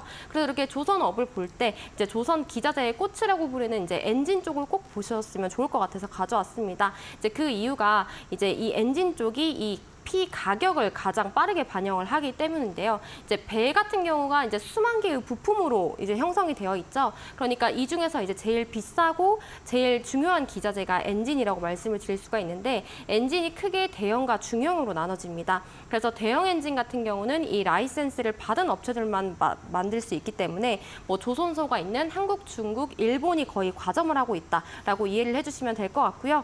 그래서 여기서 이제 한국이 MS를 한 60% 가까이 차지를 하고 있어서 글로벌 조선 비중이 40%밖에 안 되기 때문에 한국산 엔진이 이제 중국배에 납품되는 케이스가 굉장히 많습니다. 그래서 이제 매출 인식 같은 경우에도 이제 배가 인도하기 한 1년 반 전부터 한 15%에서 20%씩 좀 매출이 빠르게 인식이 되는 부분이기 때문에 뭐 조선 업황이 호재일 때는 이 엔진 쪽을 가장 좀 강력하게 봐야 된다라고 말씀을 드릴 수 있을 것 같습니다. 그래서 이제 1분기 영업이익만으로도 이제 전분기 대비 한 2만 % 정도 증가를 한다고 해요. 하나 엔진이. 그래서 믹스 개선에 따른 이 단가 상승 영향이 26년까지 지속될 전망이기 때문에 지금 잠깐 또 요 며칠을 봤을 때는 이제 빠지는 모습이어서 혹시라도 이제 고점에 물려 있다면 손절해야 되나 이렇게 생각하실 수도 있을 것 같은데 지금 외국인과 프로그램은 지금 계속 하락하고 있는 상황에서 계속 매수하는 모습을 보여주고 있습니다. 그래서 한 11,000원 정도 지켜준다면 여기서 이제 조정 시 매수하는 관점 유효하다고 말씀드리고 싶습니다. 네, 알겠습니다. 현재 좀 일단은 급등 흐름이 나온 이후로 약간의 좀 갭을 메우고 있는 상황인 것 같은데 한화엔진은 11,000원 선이 깨지지 않는다면은 보고 일단은 계속해서 좀 매수 관점으로 바라보자라는 의견으로 정리를 해보고 가도록 하겠습니다. 지금까지 김덕호 대표 그리고 윤혜림 대표와 함께했습니다. 고맙습니다.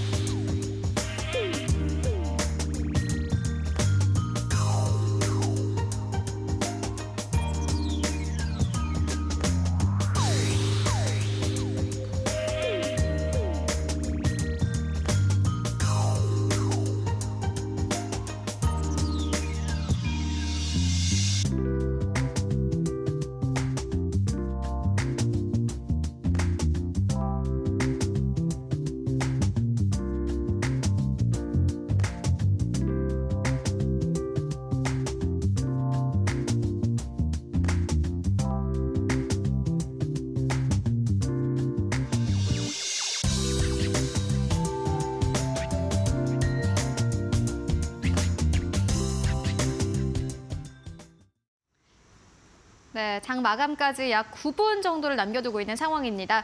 오늘 시장 마감 상황 함께 짚어보고 가도록 하겠습니다. 오늘은 하이투자증권 스마트 PB센터의 이화진 과장 연결되어 있습니다. 안녕하십니까?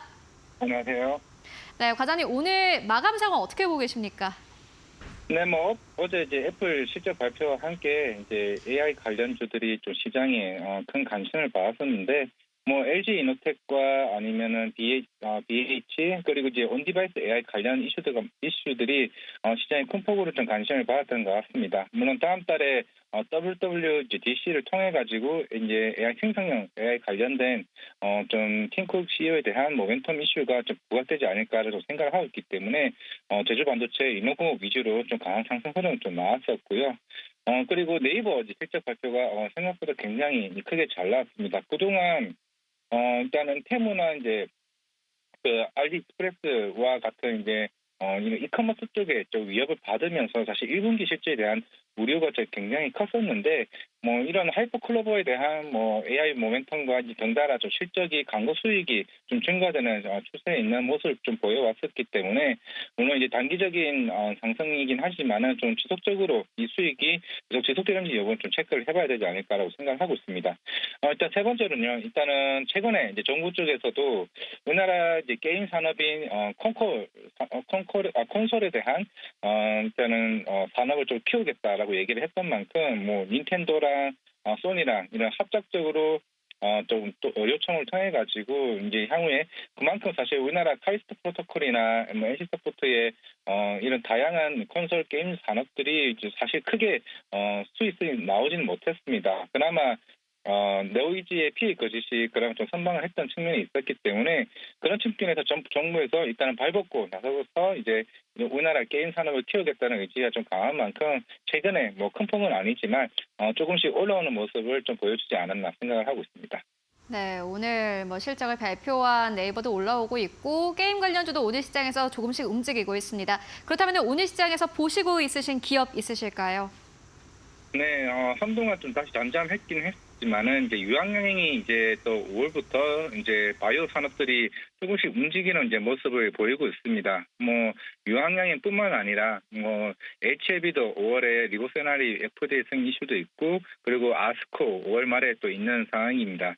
결국에는 금리 인하에 대한 이슈는 조금 잠잠해지긴 했지만은 그만큼 우리나라 바이오 산업에 대한 조금 모멘텀이 특히 실적과 이런 계약에 대한 이슈가 본격적으로 나올 것으로 보이고 있습니다. 유황양의 맥라자 같은 경우는 뭐 8월에 FDA 승인 여부가 남아 있다라고는 하지만은 일단 아스트라제네카가 2월달에 일단 2개월 어느 정도 빨리 당겨지게 조기 이제 승인이 나오게 되면서 이제 FDA 승인을 받았습니다. 그런 측면에서 충분히 이제 유황양 맥라자도 6월로 좀 가능성이 굉장히 높다라고 가정했을 때 최근에 어느 정도 주가가 좀 빠진 측면에서는 충분히 모멘텀이 나올 수 있는 구간이 아닌가 생각하고 있습니다.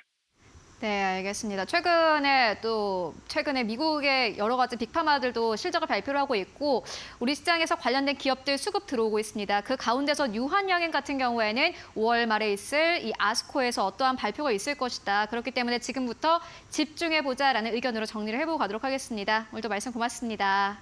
네, 감사합니다. 자, 이제 월요일 휴장을 앞둔 금요일 마감을 5분여가량 앞두고 있는 상황입니다. 오늘 우리 시장 어떻게 마무리가 될지 두 분의 전문가님 모시고 함께 이야기 나눠보겠습니다. 레몬리서치의 이상엽 이사님, IS의 이지원 대표님 나와주셨습니다. 두 분 어서 오세요. 안녕하세요. 안녕하세요. 네, 어찌 보면 좀 긴 휴장을 앞둔 느낌입니다. 3일간의 휴장이 이어질 텐데 뭐 주말을 포함해서 오늘 장 어떻게 마무리가 될 것으로 보실까요, 이사님? 어떻게 보고 계실까요? 네, 이제 한 5분 남았습니다. 네. 네, 연휴는 좋은데 시장이 이제 정강 후약의 모습이 좀 나와서 그게 좀 아쉬운 감이 있는데 세 가지 좀 장 마감 특징 좀 말씀을 드리면은 일단 연휴를 앞두고 좀 매수가 좀 소강 상태인 것을 확인할 수가 있습니다. 그래서 외국인과 기관의 순매매 규모만 보더라도 이와 같은 것을 알 수가 있고 코스피의 거래 대금이 7조 4천억 원 수준입니다. 8조가 안 되는데 좀 확인해 보니까 1월 26일 이후에 처음으로 7조 원대예요. 그래서 굉장히 좀 눈치도 좀 보고 있고 매수하려는 것도 안 하고 있는 그런 것을 좀 알 수가 있는 상황이고 좀 하락 종목 수도 좀 더 많아지고 있고 외국인 선물 매도 규모도 한 5천억 원 가까이 좀 커진 게 좀 연휴를 앞둔 그런 좀 특징이다라는 말씀 드리고 싶고요. 두 번째는 좀 이렇게 종목으로 좀 국한해서 좀 말씀을 드리면은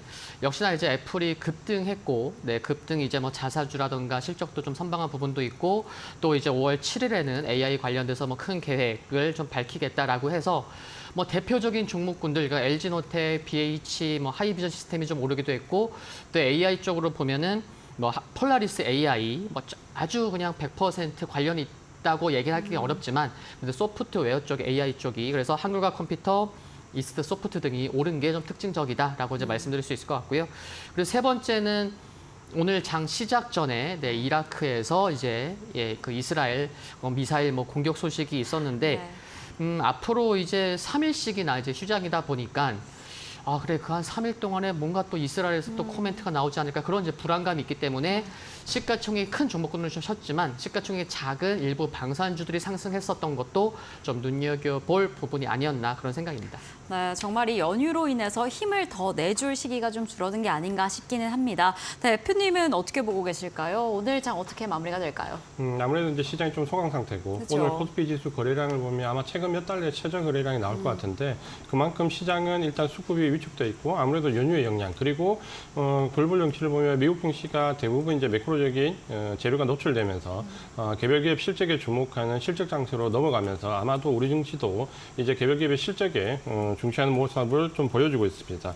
오늘은 이제 전반적으로 소강 상태를 좀 보였고 좀 전에 이제 이사님 말씀하신 것처럼 일단 애플과 관련돼 있는 종목들이 가장 상승률이 좀 두드러졌다. 뭐 LG 노텍이나 BH가 좀 눈에 띄었고 또 한 가지는 어제 이제 발표됐던 밸류업 관련돼 있는 정책과 관련해서 은행주만 오늘 상승하는 모습, 주주가치 재고 한원과 관련된 부분에서 일단은 은행주가 좀 부각이 되고 있다라는 점에서 일단 은행주가 좀 빨간불이 들어왔고요. 나머지는 개별 기업 실적에 따라서 같은 섹터 내에서도 등락이 엇갈리고 있기 때문에 아마도 다음 주 연휴가 시작되고 나면 본격적으로 흐름이 나올 때까지는 소강 상태를 좀 보였다. 전반적으로 증시는 외국인들이 사실 코스피 시장에서 매수 기조를 유지했기 때문에 시장을 나쁘다고 볼 필요는 없습니다. 다만 이제 선물에서 경계성 일단은 해지성에 가까운 5천 개 이상의 매도가 들어왔기 때문에 아마 이 부분 때문에 시장이 조금 눌렸다 이렇게 보시면 될 것 같습니다. 네, 확실히 오늘은 연휴를 앞둬서 그런지 소강 상태를 보이고 있다라는 이야기를 해주셨습니다. 그렇다면 지금 양시장 어떻게 마감을 향해 달려가고 있는지 지금 양시장 지수부터 체크를 해보겠습니다.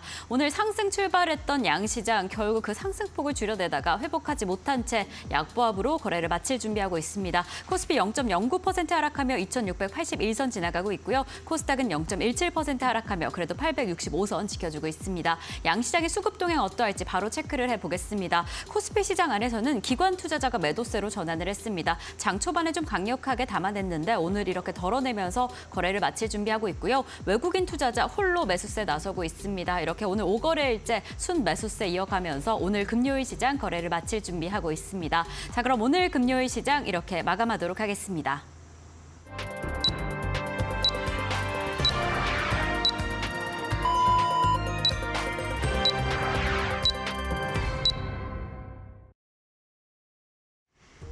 네, 5월 3일 금요일장 모두 다 마무리가 됐습니다. 여러분들 오늘 고생 많으셨고요. 이번 일주일도 정말 고생 많으셨습니다.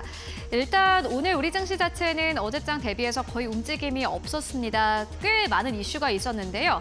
이번 주에는 파월 의장의 발언도 있었고요. FOMC도 있었고 그리고 빅테크 기업들 여러 실적 발표했습니다. 아마존이 이번 주 실적 발표했고 또 간밤 증시가 마감되고 난 이후에 애플도 역시나 마찬가지로 실적을 발표를 했습니다. M7의 실적 발표가 어느 정도 좀 마무리가 되어가는 상황 속에서 우리 시장에 있는 많은 대형주들도 역시나 마찬가지로 이번 주에 실적 발표를 해왔습니다. 삼성전자는 물론이고 SK하이닉스 지난주에 실적을 발표를 했고 또 오늘 아침에는 네이버가 실적을 발표를 했습니다. 결국에는 이번 주 그리고 5월 달은 실적의 한 달이 될 것 같은데요. 그렇다면 오늘 시장 어떻게 또 섹터별로 움직였을지 함께 마켓 스핀과 함께 알아보도록 하겠습니다. 네, 오늘 시장 같은 경우에는요. 장기 쪽으로 봤을 때는 웹툰 쪽이 1% 이상의 상승세 그리고 2차 전지 쪽도 오늘 시장에서는 장비 쪽이 좀 움직였고요. 단기 쪽으로 봤을 때는 중동 쪽의 이 리스크가 오늘 다시 한번 부각이 됐습니다. 5% 이상 상승세. 아마 시장을 좀 예민하게 보셨던 분들이라면은 오늘 전쟁 관련 이슈가 다시 한번 시장에서 좀 부각이 됐고 또 관련된 기업들이 최근에 움직이고 있다라는 것을 확인하셨을 수 있을 것 같습니다. 그리고 여기에 더불어서요. 오늘 전체 업종으로 봤을 때는 온라인 플랫폼 쪽이 2.7% 이상 상승세, 화학업종이 1.6% 이상 상승하면서 거래를 마쳤습니다. 실적 테마 쪽으로 봤을 때는 에너지 쪽이 3.6% 이상 상승세, 그리고 오늘 부품 쪽도 역시나 마찬가지로 움직였고 애플의 이 호실적과 함께 오늘 시장에서 2.68% 이상 상승 흐름 보이기도 했습니다. 오늘도 상한가 기록한 기업도 있었습니다. 스카이문 이 테크놀로지가 오늘 시장에서 상한가 기록을 했고요. 알맥 21% 급등세, 민테크도 오늘 시장에서 29% 이상 급등 흐름 보였고 폴라리스 AI도 오늘 시장에서 두 자릿수 급등 흐름 보이면서 거래 마감했습니다. 그렇다면 오늘 시장 지수는 어느 정도에서 마감했을지 지수 마감 상황 함께 만나보도록 하겠습니다. 오늘 코스피 코스닥 양시장 모두 다 하락 흐름으로 거래를 마쳤습니다. 일단 오늘 거래대금 자체가 굉장히 적었습니다. 오늘 시장에서는 7조 7천억 원의 거래대금으로 거래를 마감을 했습니다. 보시다시피 오늘 코스피 지수는 0.26% 하락세 2,676선에서 거래 마감을 했습니다. 오늘 코스닥 지수 0.2% 약보합 수준에서 거래를 마쳤는데요. 오늘 기관과 개인 투자자들이 오늘 시장에서 매도 흐름을 나타냈습니다. 다만 외국인들이 오늘 900억 원 넘게 매수 흐름을 나타내기도 했습니다. 그리고 여기에 더불어서 코스닥 안에서도 오늘 기관 투자자들이 500억 원 넘게 담았습니다. 외국인과 개인 투자자들은 오늘 코스닥 시장에서 좀 덜어내는 흐름 보여줬습니다. 전체적인 거래 대금만 봐도 오늘 거래 대금 전장 대비해서 적었고요. 매수 금액, 매도 금액 자체가 적었다라는 것을 확인할 수 있습니다. 그렇다면 오늘 시장 시가총액 1위권부터 5위권까지는 어땠을지 코스피 대형주들 만나보시죠. 오늘 삼성전자, SK하이닉스 하락하면서 거래 마감했습니다. 이번 주 들어서 IT 투톱 기업들 전반적으로 좀 약세 흐름 이어주고 있습니다. 삼성전자 오늘 시장에서 77,600원대, 78,000원대 이탈 나왔고요. SK하이닉스 같은 경우에는 전장 대비해서 400원 내렸습니다. 사실 거의 움직임 없었다라고 봐도 무방할 것 같습니다. 173,200원대에서 거래 마감을 했습니다. LG엔솔이 0.5% 강보합 수준에서 거래 마쳤고요. 391,000원대, 38만 원대에서 39만 원대 진입하면서 거래 마감했습니다. 삼성 바로직스는 오늘 시장에서 0.5% 하락세 77만 원대에서 거래 마감했고요. 사실 1위권부터 5위권까지는 특징적인 종목은 없었습니다. 다만 시장은 눈치 보기를 하고 있다라는 것을 대형주를 통해서 확인할 수 있었고 6위권부터 10위권까지도 함께 만나보시죠. 네, 현대차와 기아가 좀 큰 폭으로 내렸습니다. 최근에 기업밸류 프로그램과 관련된 좀 가이드라인이 나오면서 실망감이 있는 듯합니다. 현대차가 오늘 시장에서 3% 넘게 하락세 24만 1,000원대에서 거래 마감했고요. 기아도 역시나 마찬가지로 4.7% 넘게 내리면서 11만 3,900원대에서 거래를 마쳤습니다. 완성차 기업들이 전반적으로 급락하는 흐름 보여줬습니다. 다만 셀트리온은 오늘 시장에서 1% 가깝게 상승세 18만 9,000원대에서 거래 마감했고 또 오늘 시장에서 포스코홀딩스가 1% 강세 그리고 오늘 네이버가 긍정적인 실적을 발표를 하면서 3% 이상 상승을 보이기도 했습니다. 오늘 시장 19만 4,600원대까지 올라갔는데요. 10위권에 지금까지는 KB금융이 자리하고 있었는데 오늘 네이버가 다시 한번 치고 올라오면서 시가총액이 한 계단 더 위로 올라왔습니다. 네이버는 전반적으로 매출과 영업이익단이 긍정적으로 나왔습니다. 매출 같은 경우는 1분기 기준으로 최대 이익 실적을 기록을 했고요. 영업이익단은 분기 기준으로 했을 때 최대 이 영업이익을 기록한 것으로 확인되고 있습니다. 일단 오늘 1위권부터 10위권까지 봤을 때 네이버가 아주 강력한 상승세를 보였다라고 확인해 볼 수 있고요. 오늘 코스닥 1위권부터 5위권까지를 함께 만나보시죠. 코스닥 같은 경우는 대형주들의 흐름이 정말 안 좋았습니다. 에코프로 BM이 3% 이상의 하락세, 에코프로가 2.6% 넘게 하락하면서 오늘 시장에서 10만 1,000원대까지 빠진 모습 함께 확인할 수 있고 HLB도 마찬가지입니다. 3.8% 이상 하락하면서 10만 2,400원대. 특히나 코스닥 이 상위 기업들은 많은 개인 투자자분들이 가지고 있는 기업이기 때문에 오늘 시장 참 쉽지 않았을 것 같다라는 생각이 들고요. 알테오젠, 엔캠까지 일제 급락입니다. 6위권부터 10위권까지를 함께 만나보시죠. 네, 6위권부터 10위권까지 리노공업이 그나마 오늘 좀 치고 올라왔습니다. 5.5% 이상 상승하면서 27만 4천원대까지 올라가면서 오늘 시장에서 26만 원대 뚫었고 다시 한번 27만 원대까지 올라왔습니다. 셀트리온 제약이 오늘 시장에서 약보합권 그리고 레인보우 로보틱스 오늘 시장에서 약보합에서 거래 마감을 했고요. HPSP가 오늘 시장에서 1% 이상 하락하면서 거래 마감했습니다. 코스닥 6위권부터 10위권까지 다시 만나보시죠. 네, 오늘 코스닥 6위권부터 10위권까지 레인보우 로보틱스뿐만이 아니라 HPSP도 1% 하락세 그리고 이오테크닉스가 오늘 시장에서 3% 넘게 내리면서 오늘 시장에서는 일단 이오테크닉스 24만 원대 이탈하면서 23만 원대까지 빠지면서 거래 마감했습니다. 지금까지 마감 상황 함께 살펴보고 왔습니다.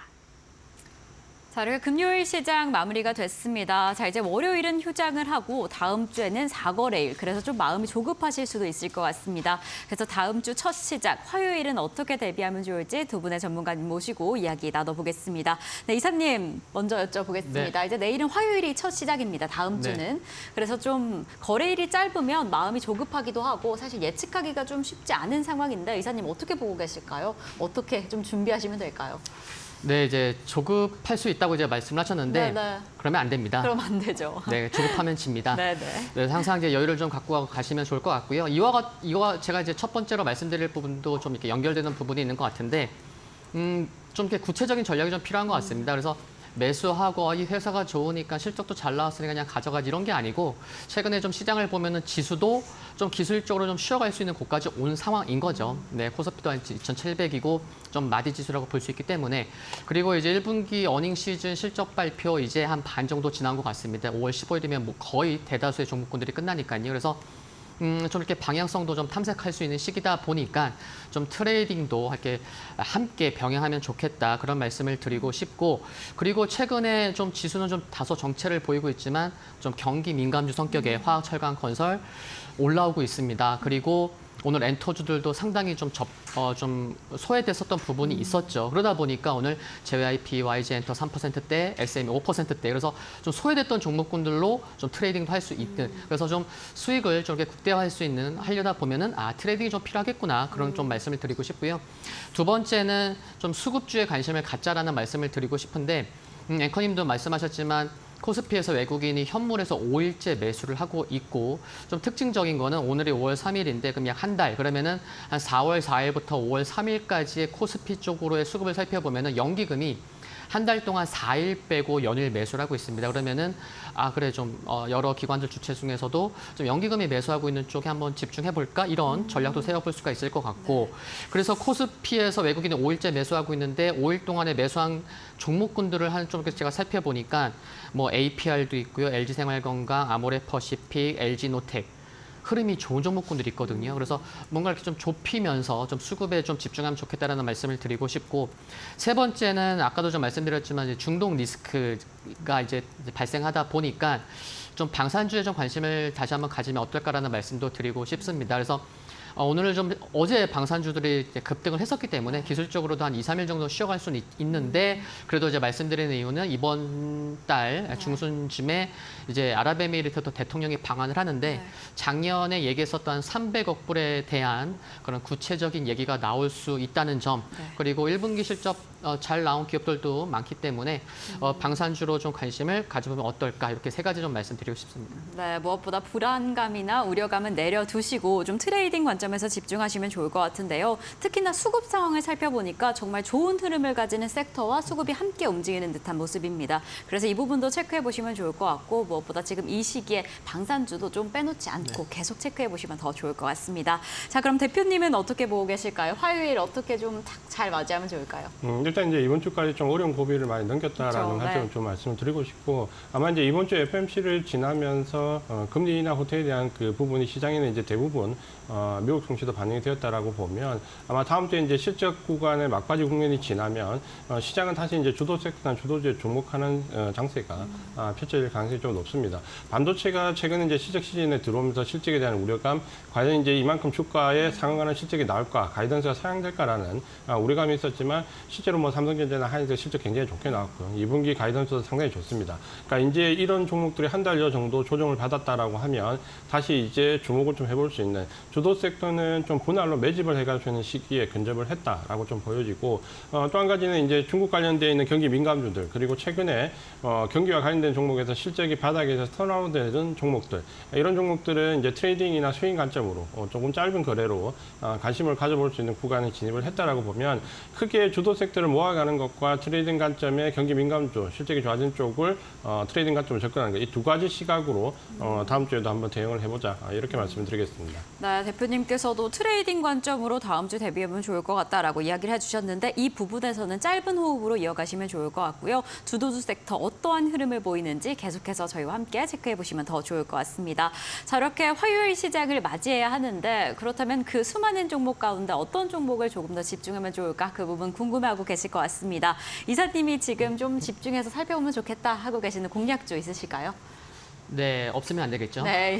네, 그래서 AP 위성을 좀 말씀드리려고 네, 역시 합니다. 또, 네. 네, 오늘은 한 0.9% 하락했는데, 일단 올해 실적 전망도 좋다는 말씀 먼저 드리겠고, 이제 매출 비중을 살펴보면은 위성통신 단말기 매출 비중이 한 60%를 넘을 정도로 그쪽이 가장 크다라는 것도 좀 기억해 두시면 좋을 텐데, 하반기 지금 8월 얘기도 나오고 있지만, 그 이동 위성 통신 사업자 이제 투라야라는 기업이 있는데, 그쪽으로의 좀 이제 신제품 공급 기대감이 있다. 그래서 올해 좀 매출에 좀 확연히 좀 볼 수 있겠다는 기대감이 있다는 거 좀 포인트고요. 그리고 두 번째는 이제 위성 시스템 사업. 아까는 이제 단말기 쪽의 비중이 높다라는 말씀드렸는데, 이쪽 위성 시스템 쪽에서 이제 프로젝트 수주 증가로 인해서 한 2배 이상의 이쪽이 이제 성장할 것으로 전망된다는 거 중요할 것 같고, 그리고 이제 세 번째는 많은 분들이 좀 아실 수 있는데, 이제 5월 27일 날 이제 우주항공청이 개청이 됩니다. 그것뿐만이 아니고 5월 말에 또 회의가 있는데, 그 적에도 위성통신 예타 통과 기대감도 있습니다. 그래서 지금 과기정통부에서 이제 내년부터 2030년까지 한 4,797억 원 투입해서 관련된 좀 기술 확보를 하려고 하는데, 2021년, 2022년 두 번 좀 물거품이 됐거든요. 그래서 이번에는 세 번째여서 또 우주항공 뭔가 좀 분위기가 좀 만들어지고 있는 거죠. 그래서 이번에는 좀 예타가 통과될 기대감이 있기 때문에 5월은 좀 넘기지 않으려고 하거든요. 그래서 5월 말에 중요한 일정이 2개나 있기 때문에도 좀 관심이 필요하다라는 말씀을 드리고 싶고, 기술적으로 살펴보면은 좀 이렇게 거래가 좀 듬성듬성 터지고 있습니다. 최근 한 2달 사이에. 그래서 좋게 보면은 이렇게 조정 나올 때 거래 줄고 상승할 때 거래 터지고, 어떻게 보면 단기 매집일 수도 있을 것 같고, 그리고 이제 중장기 이평선 보면은 드디어 이제 한 200일선이 240일선을 돌파하려는 골든 크로스가 좀 나오려는 부분도 있다는 점도 좀 관심 있게 보시면 좋을 것 같고요. 가격 전략도 보면은 18,250원, 현주가 아래에서 이제 분할 매수 관점 괜찮을 것 같고, 1차 매도가는 2만 원, 손절가는 15,690원 말씀드립니다. 네, 이렇게 공략주로 AP 위성 말씀해 주셨습니다. 5월의 일정 이슈를 잘 소화하고 기대감을 좀 좀 가득 가져오면 좋겠다라는 생각이 듭니다. 자, 그럼 대표님의 공략주 어떻게 되실까요? 어떤 종목일까요? 저는 이제 주도주를 만약에 지금 보유하셔서 네. 새로운 이제 단기 트레이딩 종목을 찾으신다면 큐라클 한번 관심을 가져보시라고 말씀을 드리겠습니다. 큐라클은 세계 최초로 이제 경구용 항방부종 치료제를 임상을 하고 있는 그 회사인데 이미 이제 기술 이전에 대한 특허료로 프랑스 대제에서 200억 정도를 수령을 했고 기술 이전에 대한 이전료를 수령하면서 제품화에 대한 그 가능성을 상당히 높이고 있습니다. 최근에는 이제 EA 임상을 끝내고 EB 임상에 들어가는데 주목해야 될 부분이 이제 바로 이런 부분입니다. 보통은 이제 EA 임상을 하지 않고 EB 임상에 들어가서 실패할 경우에 상당히 큰 데미지가 나오는데 큐라클 같은 경우는 프랑스 떼제라는 글로벌 기업과 이미 EA 임상을 통해서 제품화 가능성을 높이고 대규모 자금이 투입되는 EB 임상 이전에 이미 어느 정도 제품에 대한 확인성을 가지고 EB 임상에 들어가기 때문에 이 부분도 좀 높게 평가를 할 수 있습니다. 또 한 가지는 이 큐라클에서 지금 현재 제품화 시키고 있는 많은 임상 연구를 하고 있는 혈관 내피 차단에 대한 그 기능 장애를 차단하는 제품은 사실 이제 지금은 경구용 항방 부종에 먼저 론치를 했지만 실제로 뭐 당뇨병이라든지 고혈압이라든지 여러 가지 파이프라인에 쓸 수 있는 파이프라인이 확대될 수 있기 때문에 이 부분도 상당히 주목을 해볼 필요가 있습니다. 지금 1차 상승 이후에 가격이 크게 빠지지 않고 역으로 행보하는 구간이기 때문에 지금 정도에서 한번 주목을 해볼 필요가 있습니다. 가격은 지금 한 17,000원 정도 내외 여기면 매수 접근이 가능할 것 같고요. 1차 목표 가격은 25,000원, 손절 가격은 14,000원 정도로 설정을 하시고 대응을 하시면 될 것 같습니다. 네, 이렇게 이지환 대표님께서 공략주로 큐라클 이야기해 주셨습니다. 지금 가격적인 측면으로 좀 매력적인 구간이다라고 이야기를 해주셨는데 또 고려해야 할 좀 큰 일정이나 이슈가 없을까요? 지금 현재 이제 EB 임상에 들어가면서 네네. EU 차후 관련돼 있는 다른 항목 CU 이제 012도 네. 최근에는 임상에 돌입한다라는 뉴스가 보도되었기 때문에 네. 아마 계속해서 우리가 이런 작은 기업들, 바이오 기업들에서는 임상에 관련된 부분이 이슈화될 수 있는데 한 가지 이제 가장 주목해야 될 부분은 이미 기술 이전료로 프랑스 대제에서 한 200억 정도를 수령했다는 것은 그만큼 기술에 대한 검증을 어느 정도 받았다는 것이기 때문에 이런 부분을 꼭 참고를 하셔서 대응을 하시면 좋을 것 같습니다. 네, 아무래도 이렇게 바이오 관련 종목들은 그 일정이나 이슈가 좀 중요하게 작용을 할 텐데 지금 임상 분야에서는 좀 이미 좋은 성적, 좋은 실적을 내고 있는 상황이어서 이 종목 지금 이 시기에 잘 담아보시면 좋을 것 같다라고 이야기를 해주셨습니다. 자, 그럼 저희는 두 분과는 오늘 여기에서 인사드리겠습니다. 오늘도 감사드립니다.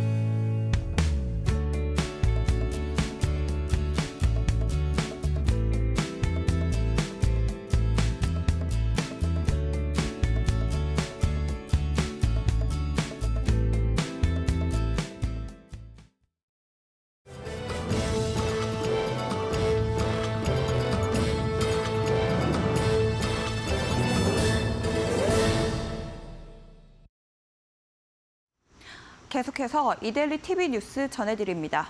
첫 번째 소식입니다. 글로벌 완구 콘텐츠 전문기업 오로라월드의 부채 비율에 경고등이 켜졌습니다.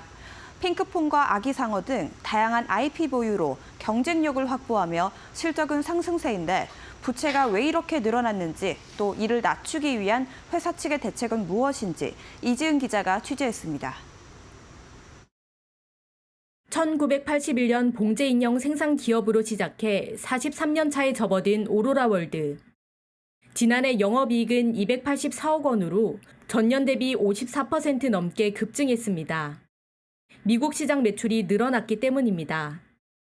반면 지난해 부채 비율은 274.2%로 1년 새 29.2%포인트 증가했습니다. 같은 기간 순차입금 비율은 205.8%로 34.4%포인트 늘었습니다. 기업의 부채 비율이 200% 이상이면 자기 자본의 2배 이상에 달하는 자금을 외부에서 조달했다는 뜻으로 위험 수준으로 평가됩니다. 부채 비율이 늘어난 건 골프장 매입과 판교 사업 건립 영향이 큽니다. 오로라월드는 2021년 구악파크랜드를 인수하고 골프장 조성 공사를 시작했는데 건설 비용으로 약 1,000억 원이 투입됐습니다.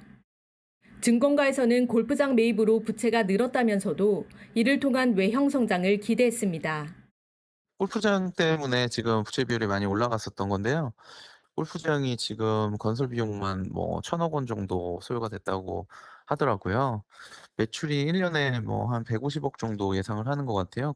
수익 부분들도 조금씩 개선이 되면서 앞으로는 전체적으로 부채 비율도 낮출 수 있고 실적도 좀 개선되는 그런 흐름으로 가져가지 않을까. 오로라월드 측은 연 70억 원대인 판교 사업 임대 수익과 부동산 매각, 골프장 매출 등으로 부채 비율을 낮춘다는 계획입니다. 또 전체 매출 가운데 70%가 해외 시장에서 나오는 만큼 환율 상승에 따른 수혜도 기대했습니다. 이를 통해 내년부터는 부채 비율이 줄어들 것으로 보고 있습니다. 이데일리 TV 이지은입니다. 이상규 노브랜드 대표가 초격차 디자인 능력을 바탕으로 계속해서 앞서 나가겠다고 상장 각오를 밝혔습니다. 노브랜드는 디자인 플랫폼 하우스로 이달 중 코스닥 시장에 상장할 예정입니다. 이 대표는 공모 자금은 신규 설비 투자에 활용할 것이라면서 연구개발 공정 디지털화와 자동화를 위한 투자도 생각하고 있다고 말했습니다.